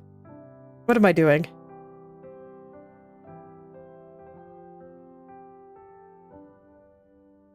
I don't know why I always have so much trouble picturing drill hair. I mean, literally, it's just... easy. But my brain... it melts. It does its best. just have to think about what strand is actually connecting to what here a little bit better. Let me see. Gonna come back down to here.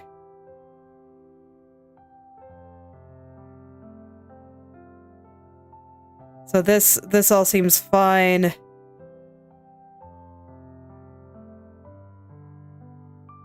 We're seeing the underside, so yes, this circle would be tilted that way, and it would still be circular down here. That seems correct to me.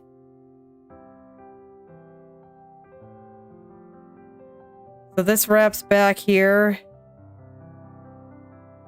Comes out. Okay, yeah, it comes out over there. So I do just have this part wrong. It's fine. Don't worry about it.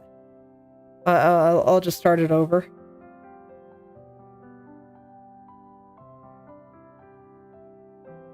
Okay, and then it'll come up again.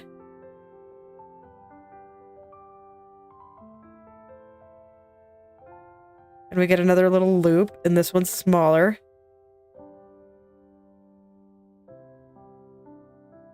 Freaking drill hair, man.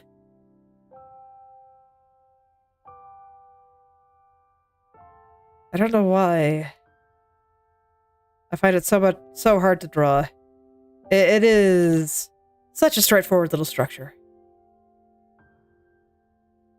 Yet here we are. Okay. So keeps going up like this. It'll get thick. We see the end. Bottom part of the circle, again, getting smaller. It's fine. And then over here, a little part that kind of comes up into the little curly tip. Like this.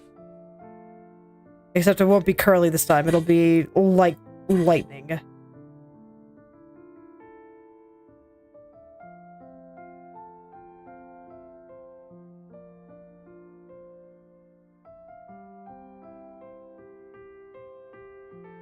So, you know, I kind of like that. I think that's about right. Hers is maybe a little bit different. Like, it looks like they separate a little bit more, so what I actually want is probably... I don't need to select this. What am I doing? A little bit more like this, and then I can take this little curly part and stretch it out a little. Pull it a little further this way, and I think that is a slightly better structure for this. But yeah, I did notice that there was like another little curl right here, I think. Yeah. Well, I guess it's not actually like a full drill, now that I look at my other reference. Yeah, it's not a full drill. It's like a half drill, and then it goes into the curly part. So, what I want is not like this. It's, a sharper angle down here.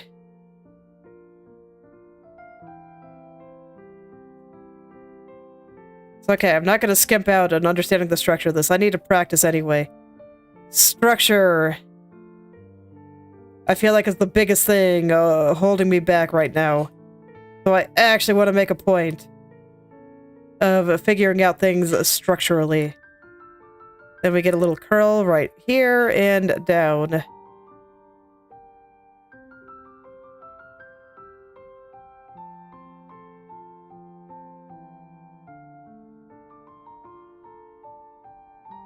Yes. And then I just round out this guy just a little bit here.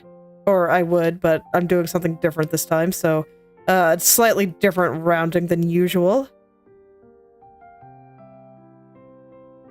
Look, old habits die hard. This is how I normally think about hair. Just, oh yeah, hair is nice and fluffy. And round.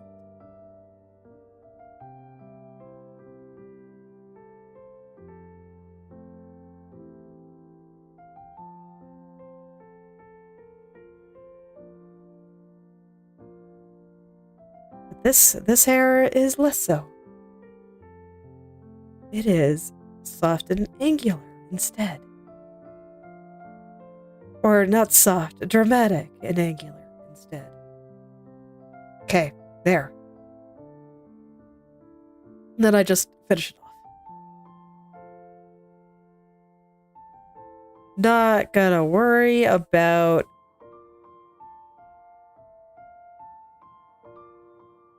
getting everything just right just yet. Structure time right now. And then I can kind of figure out how I want to shade it, because I might do something like this, actually. I haven't decided. At first, I kind of want to get the parts that I do know that I will need, and that involves a lot of little lines here.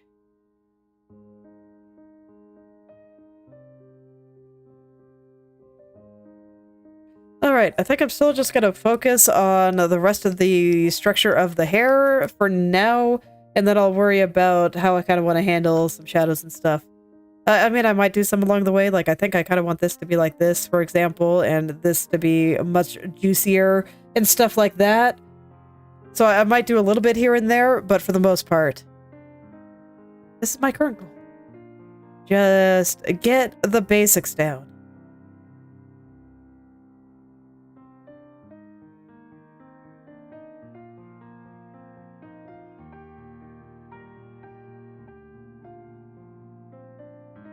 Just get the basics down. I'm even gonna do it right here.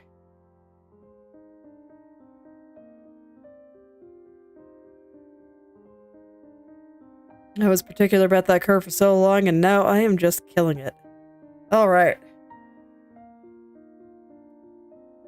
It's okay, I kind of needed to be particular about it early on to understand. But I don't know, this is also pretty dang easy to understand, so, you know... maybe I just needed to think about it a little bit more.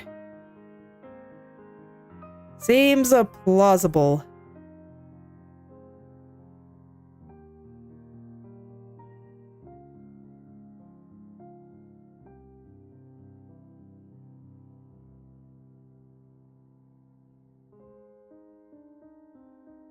Okay, so now I'm kind of getting her head the right shape here.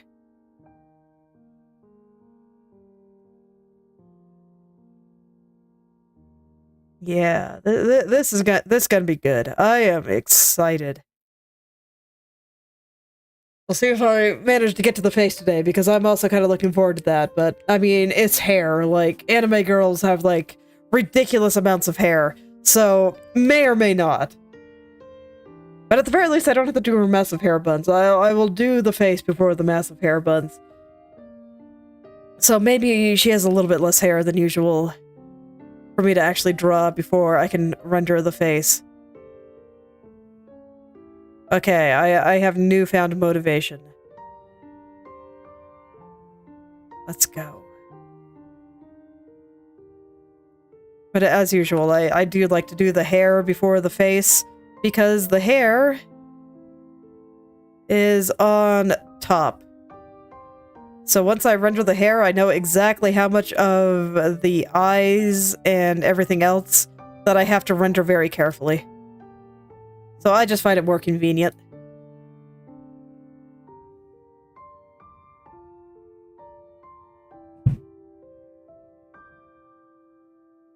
I just find it so much more convenient.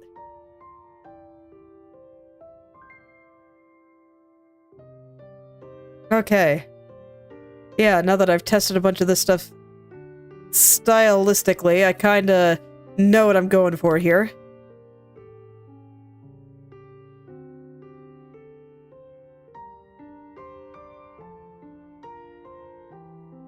So I can kind of start getting some of that in here.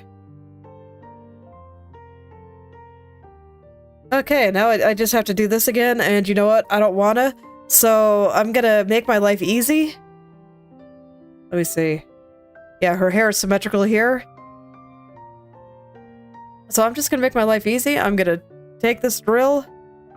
I'm gonna copy and paste it.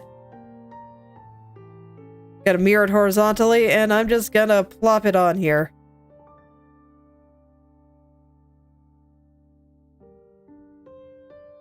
I don't know if that's where I want the drill. I kind of have to see her face to know that.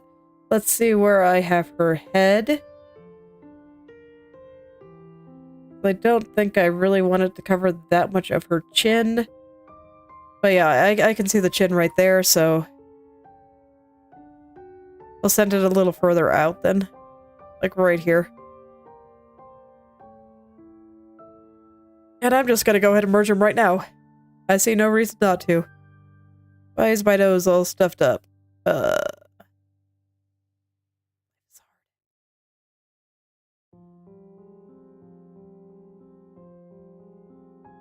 I'm gonna need a moment just to fix that, but I kind of want to get this part of the hair going before I do that. Give me just a moment here.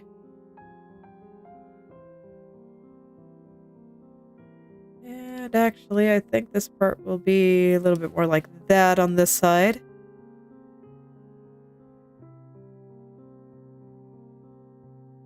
Okay, there we go. Let's see, how bad is it? Okay, give me just a sec. I don't think I have to get up. One moment to clear my nose.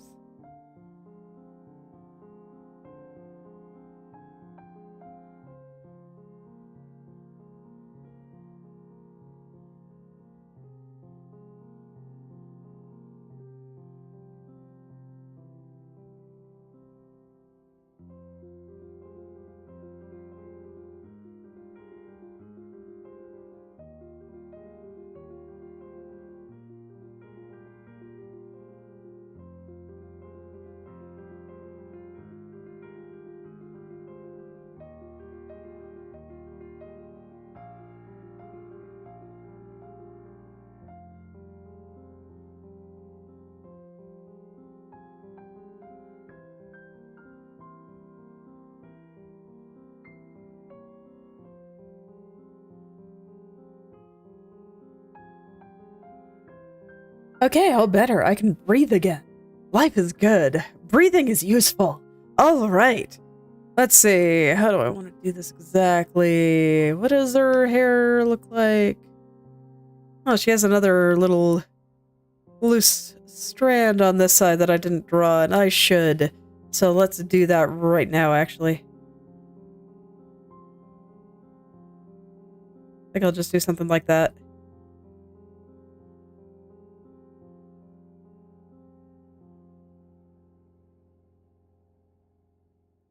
It's messy, but it's fine.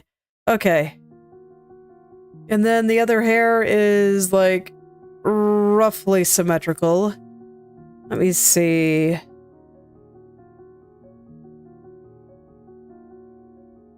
Okay.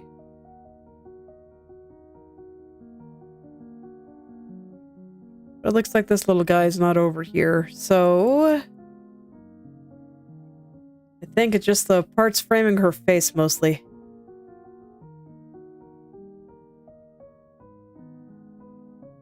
I don't really want it to cover her mouth, so I'm gonna angle it just a little bit differently than the other side. Fortunately, you know, I can kind of do what I want. I don't have to worry about symmetrical things being a lot easier to rig, because no rigging happening here. Oh, I have the head layer on. I should turn that off. I don't need it anymore. Now it's going to get in the way, so there we go. And, okay, no, I need it back again. Because I need to get this strand over on this side, and I don't really want it to cover her chin.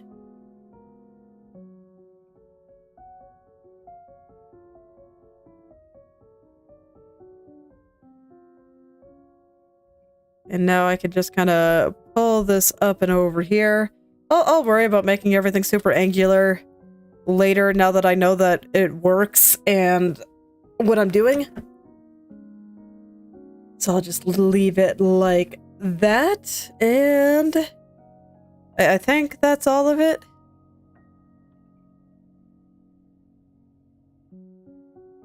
Oh no, I don't have this part. That'll just be a little something doing this. There. Easy peasy.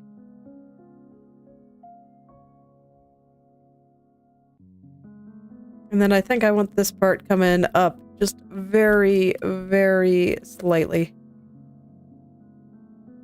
Kind of like this. Make it wrap around her a little bit more.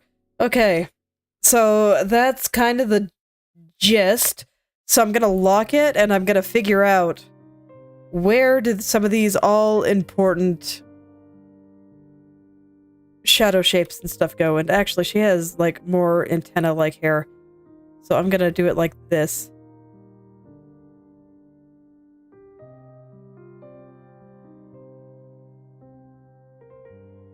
Oh, that's not the center. Center over here.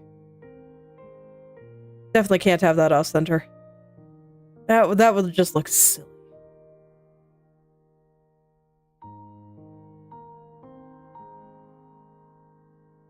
Okay, so something like that. That's a little better, and then I can put the crown on top of that, and it'll look great. Okay, I'm gonna get the braid, because I think that is an extremely important feature. So I better get that in there. So let's see.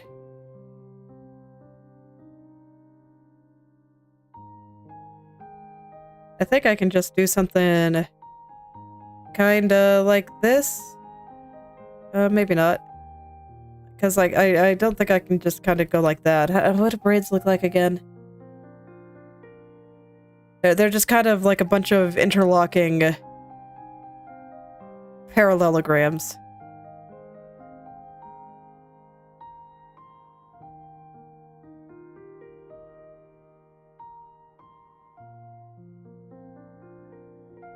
Okay, I'm gonna do it the old-fashioned way. I need a center line. It's fine that this one is curved. I guess I'll keep it a little straighter than I normally would. And then I can draw my things around it.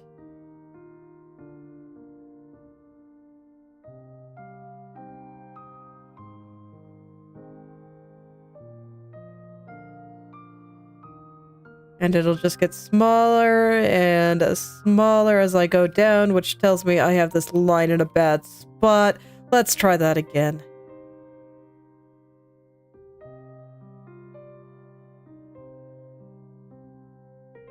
Okay, that should be a little bit better.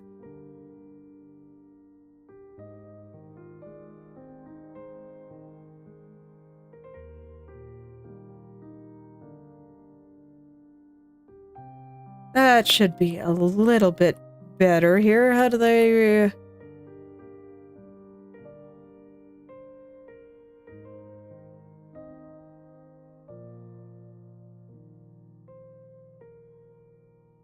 So many things I need to do studies on. Art is hard.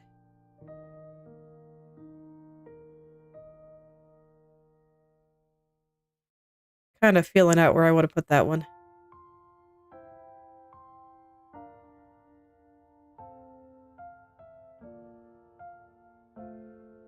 Because, like, I need to connect this.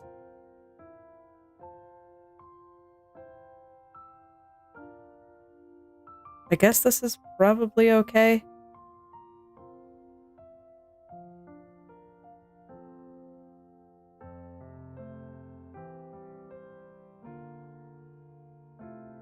I don't know, is that sufficiently braid-like? And then if I put this down and start kind of perfecting the shapes here, we'll all be well.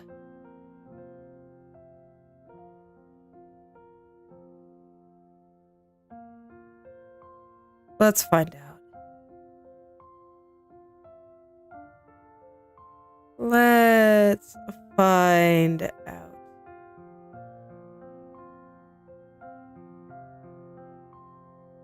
God, I have, like, no confidence in my ability to draw braids. Oh, man. I feel like I've been drawing a lot lately, though. A lot of braids, so I do kind of want to figure them out a little bit better. Right now, they feel kind of like black magic, but you know, what else is new? Sounds like art in general.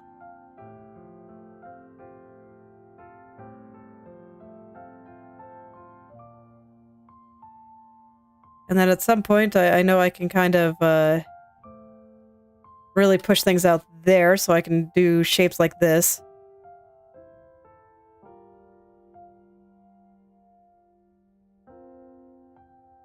Make it a little bumpier down there, and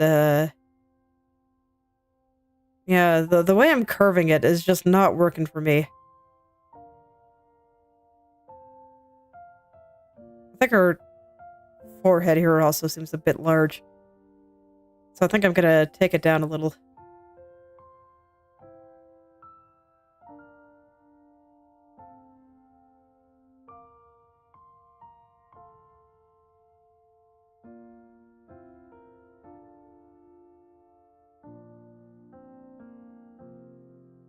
So maybe something a little more like this.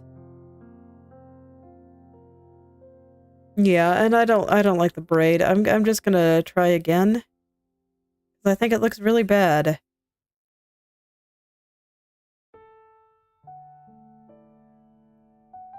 I do. I think it looks extremely bad. Alright. I'm gonna look at hers. Just gonna stare at it for a second.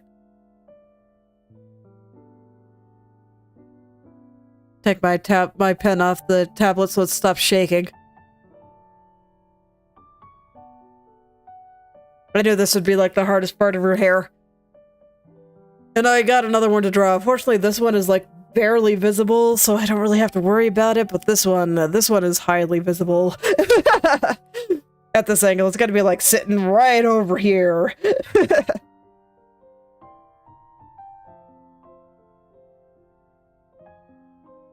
Okay, try again.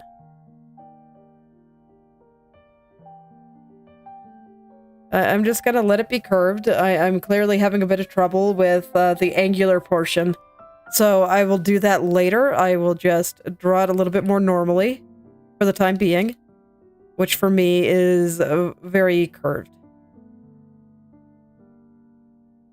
And I should start from this side, actually. Just so that this way I know that it actually goes like all the way where it's supposed to go.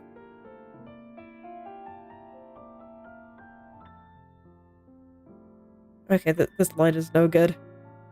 Too far away.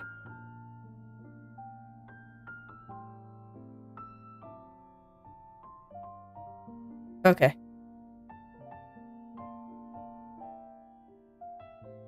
Okay, so trying again. This time with more improper curves. So, okay, I can work my way up to the angular portions because this pattern is not hard.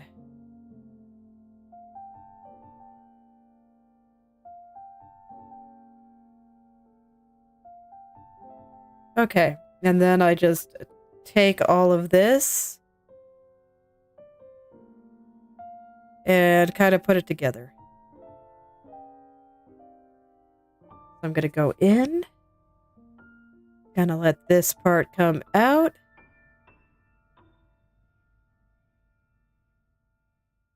Kind of start letting them bleed into each other a little bit. This is always how I put braids together.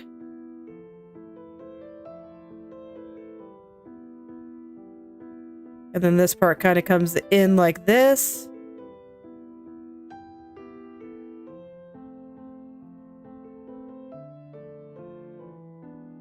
And I always, you know, mess up the lines a lot. It's okay. I think I totally messed up the structure, though. I think I'm just having trouble with this turn. I don't know why. It's okay. I mean, if I understood why, I wouldn't be having trouble, right? That's what makes things hard. It's the lack of understanding. The lack of knowledge. And I already hate it, so...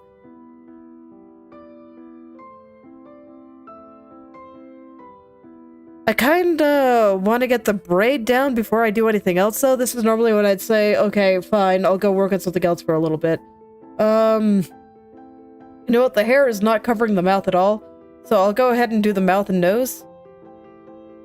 The nose is going to be mostly covered up, so I'm just going to make sure that it is shaped nice on this side. I'm not really worried about the side at all. Let's see, where are her eyes? I don't need a skin tone behind it, but I would like to know where her eyes are. And I guess her chin too, just to make sure that I am overall satisfied with the shape.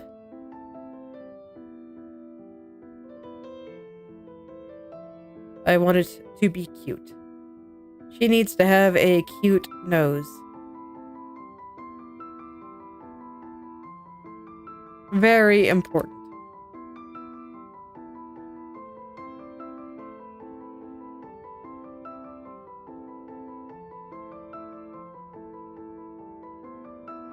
Very, very important to have a cute nose.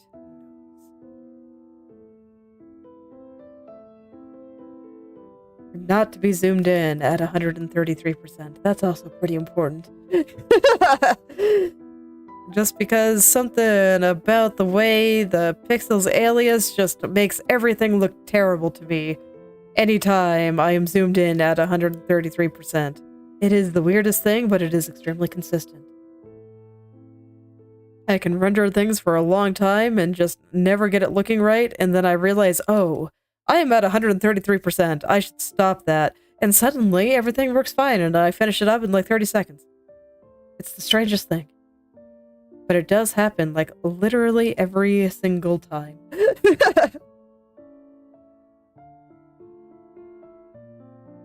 And you know, once I noticed, now I'm just like, oh yes, I should either zoom back out to 100% or zoom into 200%, depending on what I want to do. And now I have less problems. It's very convenient how that works out. Like I said, sometimes things are hard until you understand. And they become a little bit easier.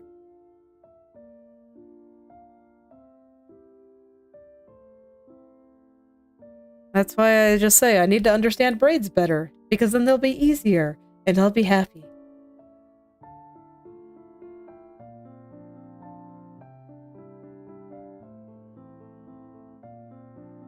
Okay.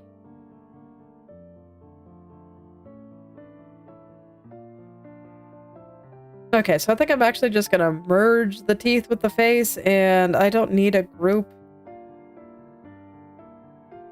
Now that this is all in the same layer, it was very convenient for a test, but I don't need the test anymore. I am confident in what I have drawn, so I just need to render it. That's all.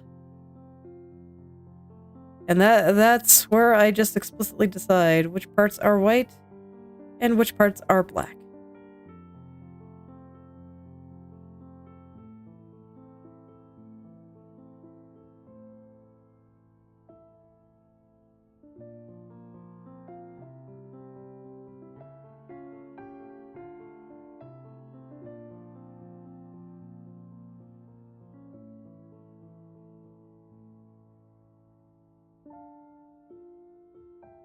Okay.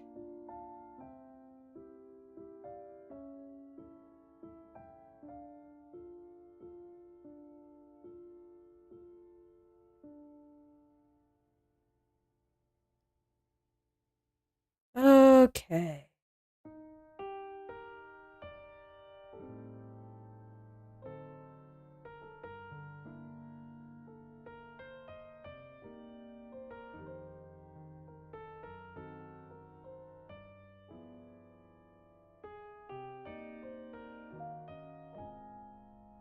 Fortunately, I already had the shapes here pretty good, so it's pretty easy to just go in and clean it all up. And I don't plan on having a lot of detail on the teeth here. The only ones that really need to have a little bit of additional detail are the big old fangs. But the rest... The rest is fine. The rest can be just kind of implied. And then, of course, the line denoting the gap between the top teeth and the bottom teeth. Or in this case, it's more the shadow. Like her teeth are clenched. There's no gap there. No gap there. So I just want to get this shape just right. This one, I'm doing the entirety of the exterior first. And then I will go in and do the interior. So my more usual method compared to where I kind of went back and forth on the glove there.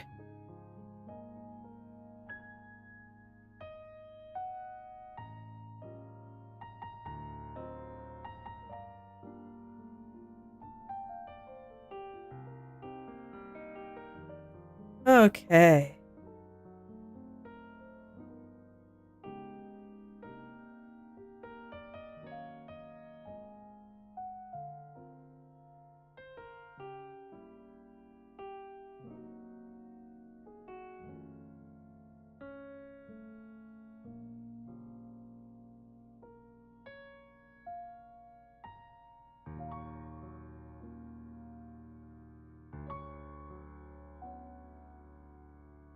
Okay, so I think that's about right. Yeah, that's looking pretty okay. So now I can lock it and just focus in on the white parts of the teeth. So with the way that I have this, I want to keep like a implied shadow casting from her mouth onto the teeth. So I want the line up top to be a little bit thicker and the line at the bottom to be a little bit thinner. And I actually think her fangs are gonna kind of extend out of her teeth or out of her mouth a little. Well, maybe not. Yeah, I don't think they're actually that long. Never mind. I was thinking about it, but no, they can stay inside her mouth here. But I do want the line at the bottom to be a little bit thinner. And then I'll kind of define where the shadow from her top teeth fall onto her bottom teeth and separate them like that. That I want to be a pretty juicy shadow too. Something like this, maybe a little more curved up this way. Yeah, just a little. And I'm just gonna focus on the structure for a little bit before I put in the fangs. I think that will be a little bit easier to manage.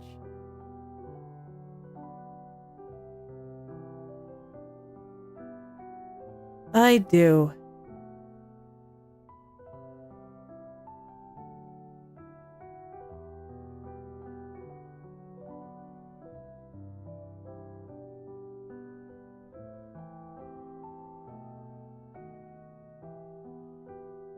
Okay.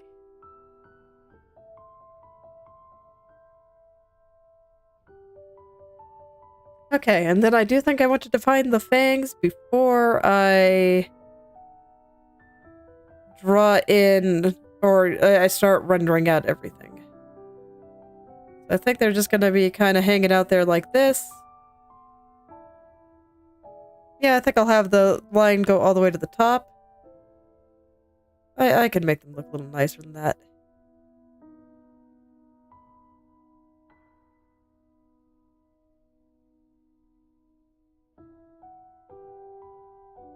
I'll kind of let it extend into the line of the mouth. I think that'll look kind of cool. Maybe I should rotate the canvas for this, and I'm at 133% again. Yeah, I'm gonna rotate the canvas a little. I very rarely do this, but I want a particular angle for things.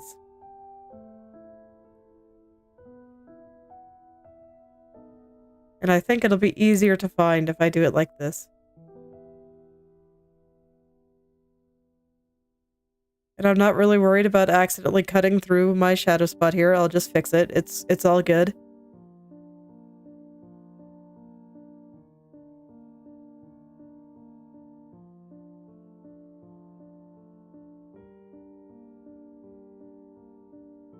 It's all good.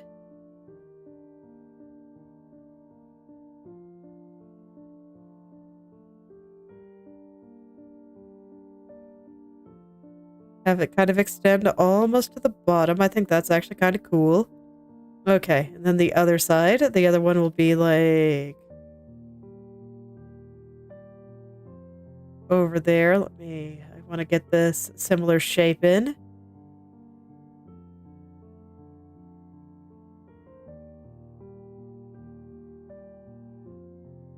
I don't know. Do I want it to stay inside of her mouth? Because that's where this one would fall, I think.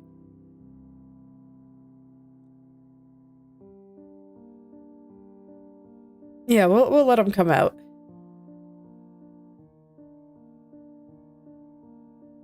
I think this line is too thick.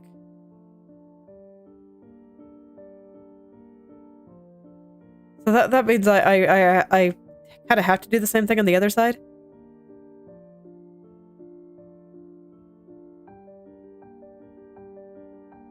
That's okay. I'll get there. Let me finish this one first. So I'll let this one come out just a little here.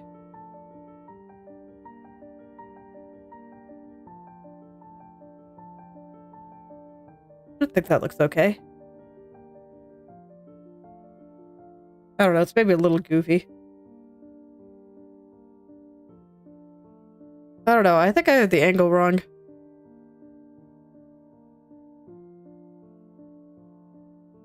Like this one looks fine, but I don't know about this one. Okay, I'm gonna back it up. How far can I back it up? Okay, good. So I can bring it all the way back to the point where I started drawing them. So I have the shape of the mouth back, and I'm actually gonna make a new layer here and start drawing them there, just so I can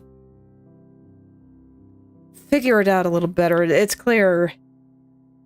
Brain perhaps getting a little bit tired again today. It had many a thing to do. And I did write almost 2,000 words before coming on stream.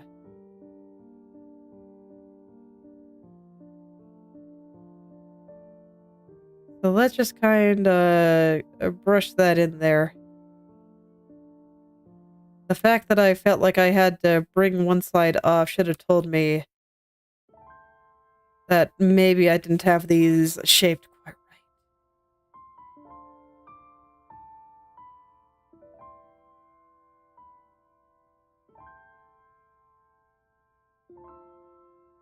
right. Okay.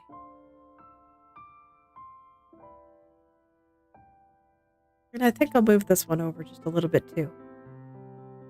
Like right there. And I definitely want to make sure to get the fangs right. I mean, if you're going to draw a vampire, you gotta get their fangs right. It's like required.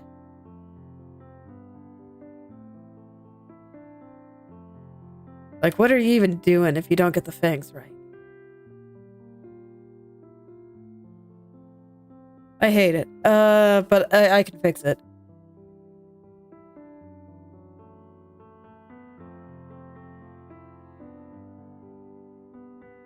It's okay. I might not be feeling it yet, but I can fix it. I believe. Just gotta get some transforms in there and push it into place. All is well. Okay, that looks pretty all right there. Let's fix this one. Fortunately, this isn't the kind I hate it that makes me just delete the entire thing and try again. Nah. I had a good start.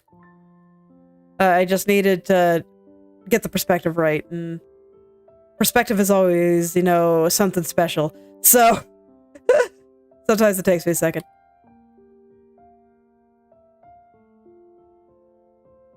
Sometimes it just takes a second.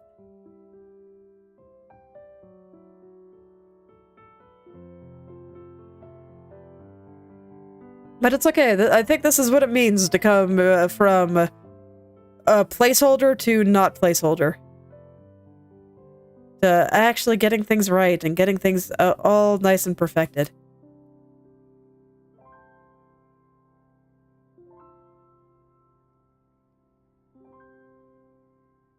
Man, I can never quite get that one right where I think it should be.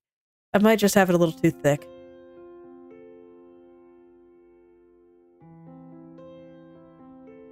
I keep wanting to make it thicker, but I think I am wrong. So I wanted to, like, hit the same point as the one on this side. And I do think I have the perspective of the mouth looking good.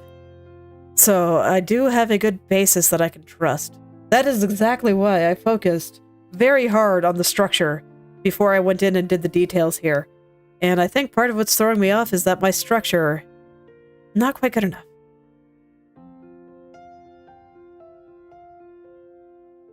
There. I needed the angle of the teeth to follow a little bit more naturally.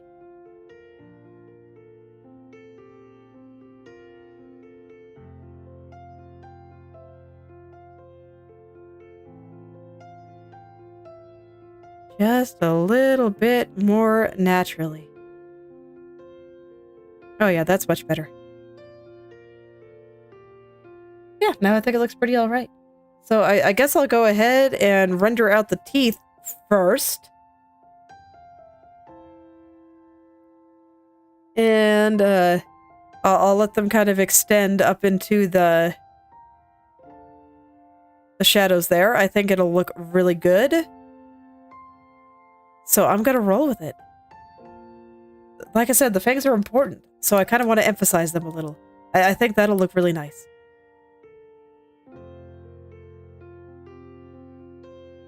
And I'll just gently push all that where I want it to be. And then all will be well. And since I do think that this is kind of important, I'm gonna go ahead and fix these upper teeth in a way that makes sense to me to make the fangs look a little nicer. So I want the fangs to come up a little bit, which means I need to make the rest of her smile here a little bit lower. And I think that should look pretty good. Let me go ahead and get this one started in kind of the same way. No curves. I have to remind myself, no curves. No curves allowed. Only straights.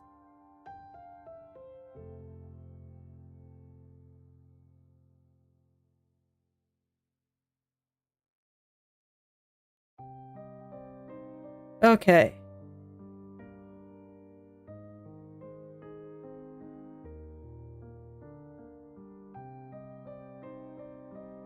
Okay. And let's see, I think this is a little bit curved, so I'm gonna... Actually, I think this part is a little bit curved, too. I have lots of curves here, don't I? Man. I just went ahead and drew everything normally, as opposed to emphasizing the angles, like I've been talking about, so I gotta fix that. So used to just making everything smooth and curvy. Gotta stop myself. Didn't this time. But it's okay, I caught it here.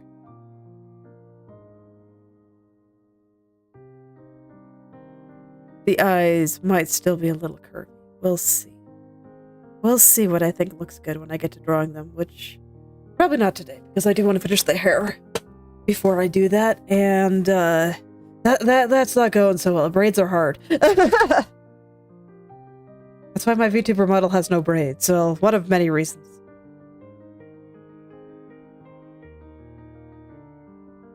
I also just kind of like straight here, and I kind of wanted it to feel like water, which, you know, braids and curls don't really suit. Water and light.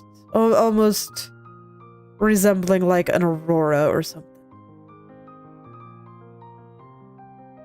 That's basically what I was going for.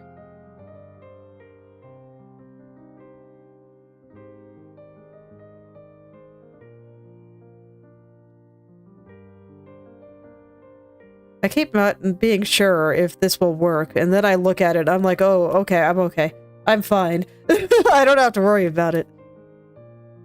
It just works.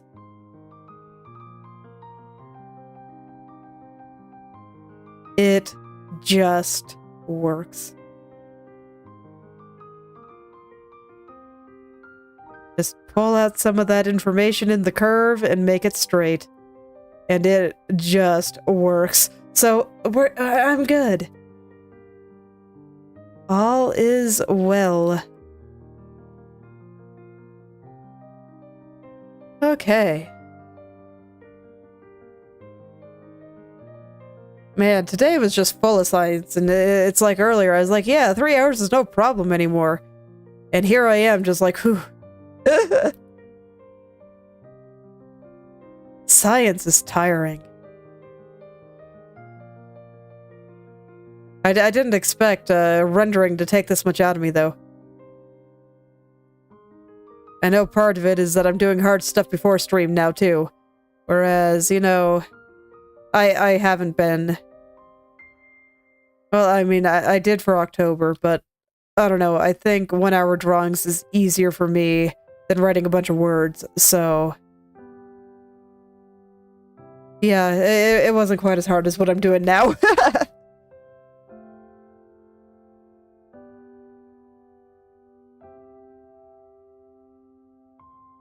Okay, we're getting somewhere here.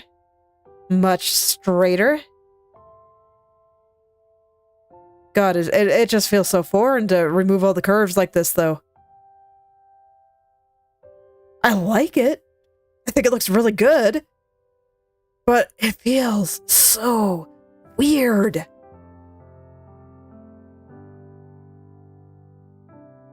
I'm having to fight like my every instinct to not put in a few. It's just probably why my brain is a little bit more tired than usual, actually. That might even have more to do with it than the writing. They're working together to conspire and make me want to take a nap. But I'm not gonna, because naps are the worst. Hate being unconscious, man. Absolute worst. Got stuff to do, and life is exciting.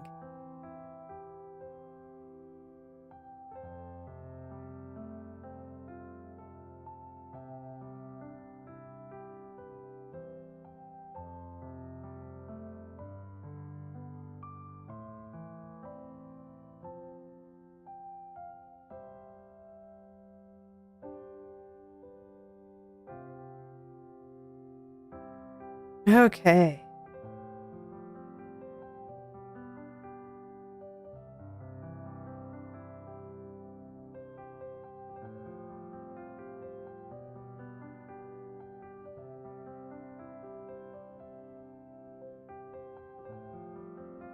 Okay. Alright, now I do think I can get back into the teeth here. Because... Okay, no. This part needs to be a little straighter. But yeah, now everything is more of a straight. I still think that looks okay. That actually matches so much better with everything. This is going to be really cool when I'm done. And I am just so excited for it. And honestly, I think it's getting to the point where you might even be able to see what I'm going for with some of this. And where I will be going for the rest. So that's always a really exciting point for me. It's just when the world starts to make sense.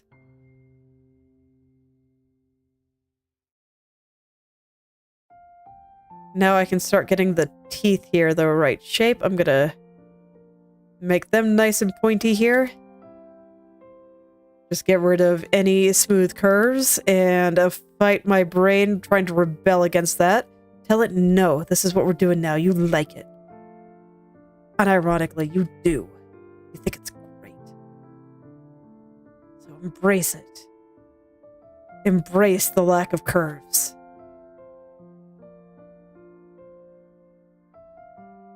I think I want this line to be a little thinner than that. Yeah.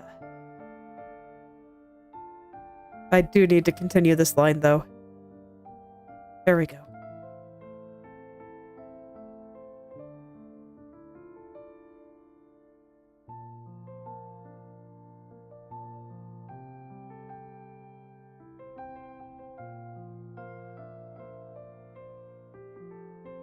I'm also getting hungry, which is unusual for even the end of stream.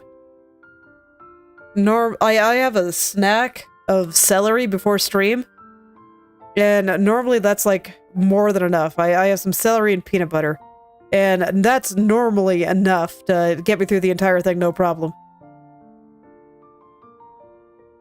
But I guess my brain is just like, man, I've been working hard. I deserve sustenance.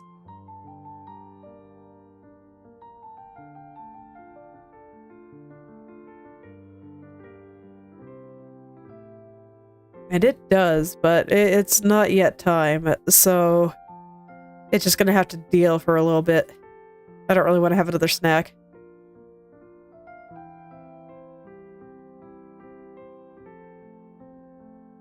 Okay. Fangs time. So now I can start kind of defining the bottom of these, now that I have the top really well figured out. So now I can get some... let them kind of extend closer to the edge here. And I'm probably going to color outside the lines a bit. It's okay. I will fix it afterward. Okay, so I want the edge of the tip to go, like, right there. Perfect. Get that nice and pointy.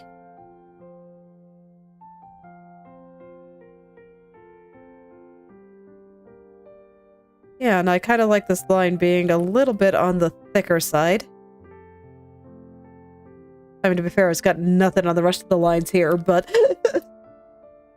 for what is essentially a small detail, I do feel like this is a line that is much thicker than what I would normally make.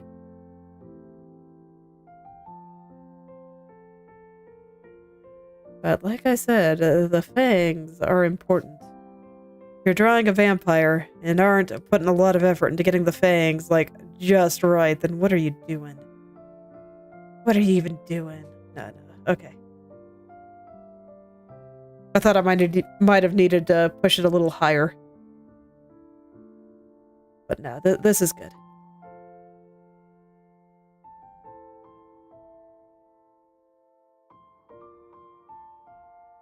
Okay. Let's get this one. In all its perspectiveness. Okay, that's why I took a little more time to fix up where I felt like I got the structure wrong. So now I think I can do the rest of this one sanely. And I'll have a cool mouth, and I'll try the braid one more time today. We'll see if my brain feels up for it.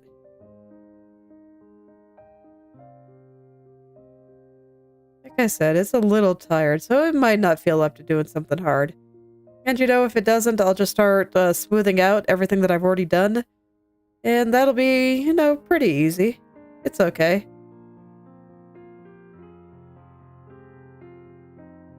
Maybe make a few more decisions. Get everything ready for next time. All that good stuff.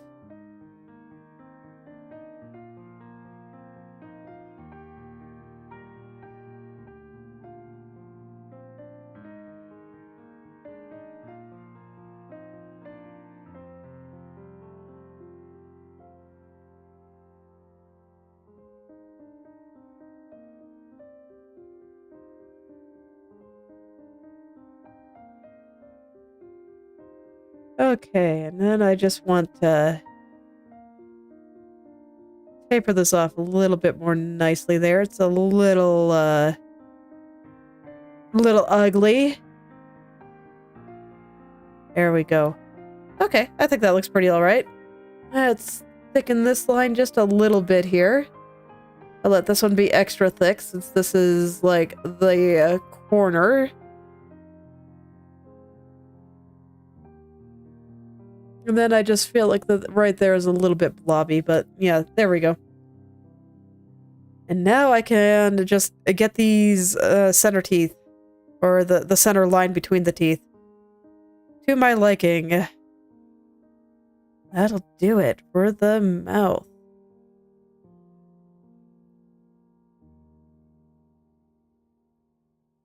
That will do it.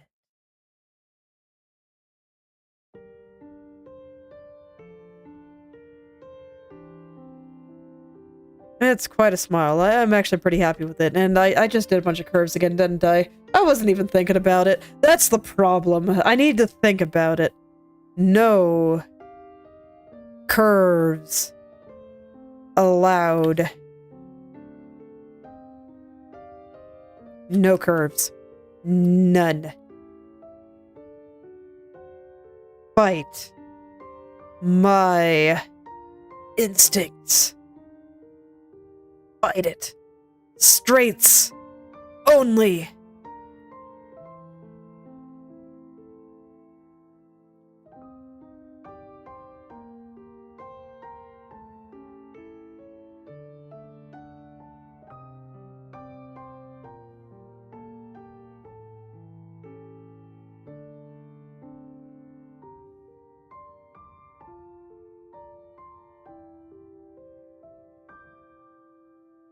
Okay, and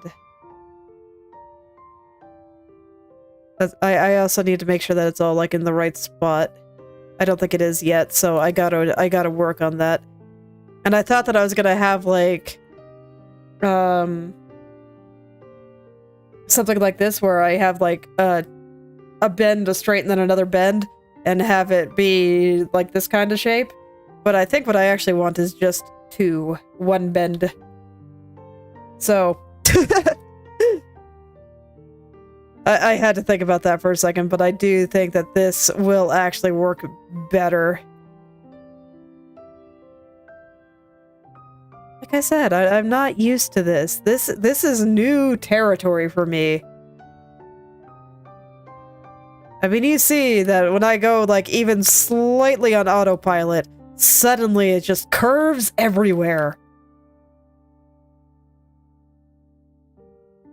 Curves everywhere.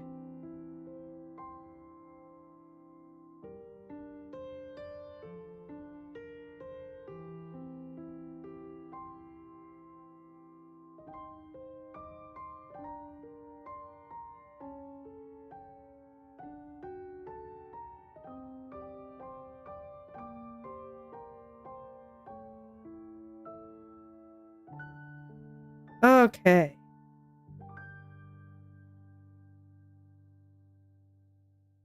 I just gotta make sure that center portion is in the right spot. It needs to be like over here. I wanted to line up with her lip there.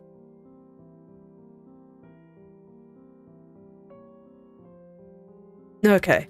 Now I can worry about getting the line, the right thickness here. And angling these guys up. Man, I really want to do so much more. But I think brain is saying no, and I am sad.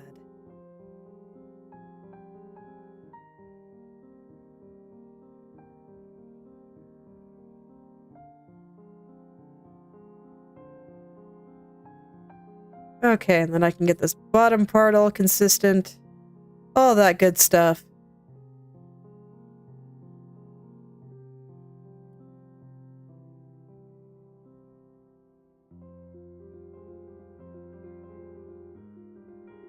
All that good stuff.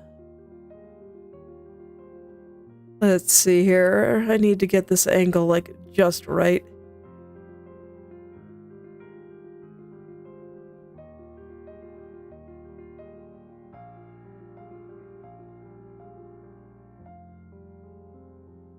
Okay, and I see I missed a spot right there. I'm just gonna do it before I merge the layers together. At some point, I do intend to merge the fangs down, but I'm just getting everything else around it. Okay, how's that? Looks pretty okay to me. So I'll go ahead and merge it. And yeah, you know what? I want to turn some layers back on. I want to actually take a look at stuff again and see how I feel about things. This is my extra pair of eyelashes. And I went with the other pattern, so I'm going to remove some of the extra layers now. crown I'll leave off. But I want to see... What are you? Oh yeah, the nails there to help me out with the hands. But yeah, I want to make sure that I like where I'm going with this. Because, like, this is really, really angular.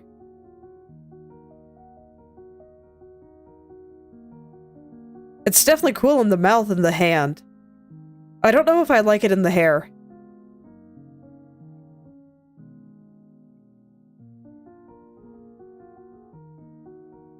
Okay, I'm gonna do a bit of science in the hair. So...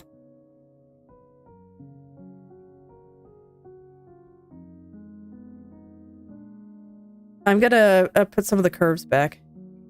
And I want to see which I like better, because I mean, it's possible that I don't necessarily want everything to be, like, angled.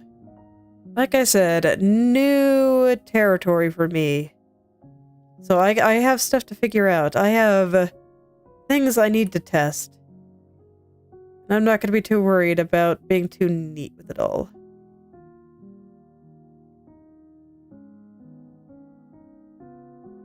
I just gotta get it down to where I can see it.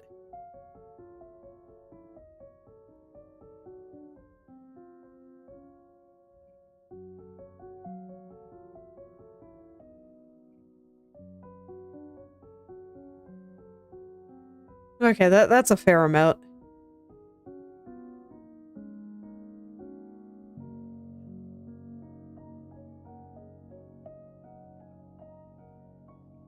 It's really hard to say, honestly.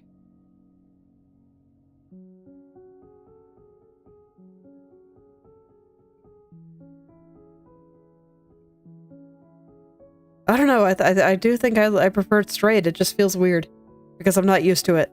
And I think once I start applying these rules to, like, everywhere else except maybe her chest, it'll start all working together a little bit better. It's a shame that this shape that I put her in is so curved.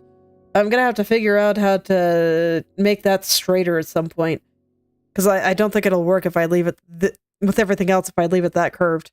But I gotta say, that mouth is just very yes in my opinion. And I don't think it would necessarily have worked quite as well if I didn't make everything just unnaturally straight. So, yeah, I think I probably will keep it like that. I just gotta finish it.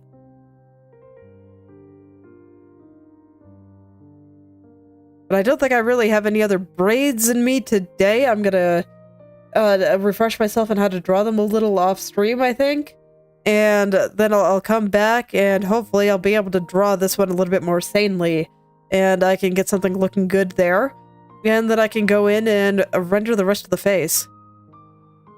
I mean, at this point, I might just do her big ol' hair buns before the eyes, but, you know, knowing me, probably not. To be fair, I do like doing eyes. And these eyes are gonna be like everything here. I'll go ahead and turn her crown back on, even though everything is in, like, the wrong spot now. But it's okay. But, so I think I'll go ahead and just stop there for today. It is almost time to stop anyway. And, yeah, I think I'm onto something here.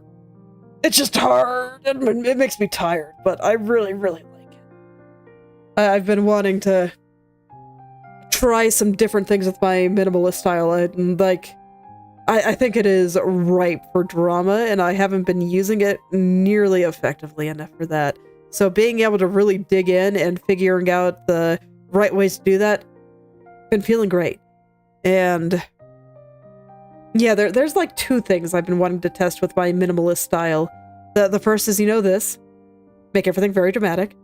And the second is more along the lines of stuff that people do with pen and ink. So probably like tarot card adjacent, you know, more like what I'm doing with Crony over there in my other stream drawing.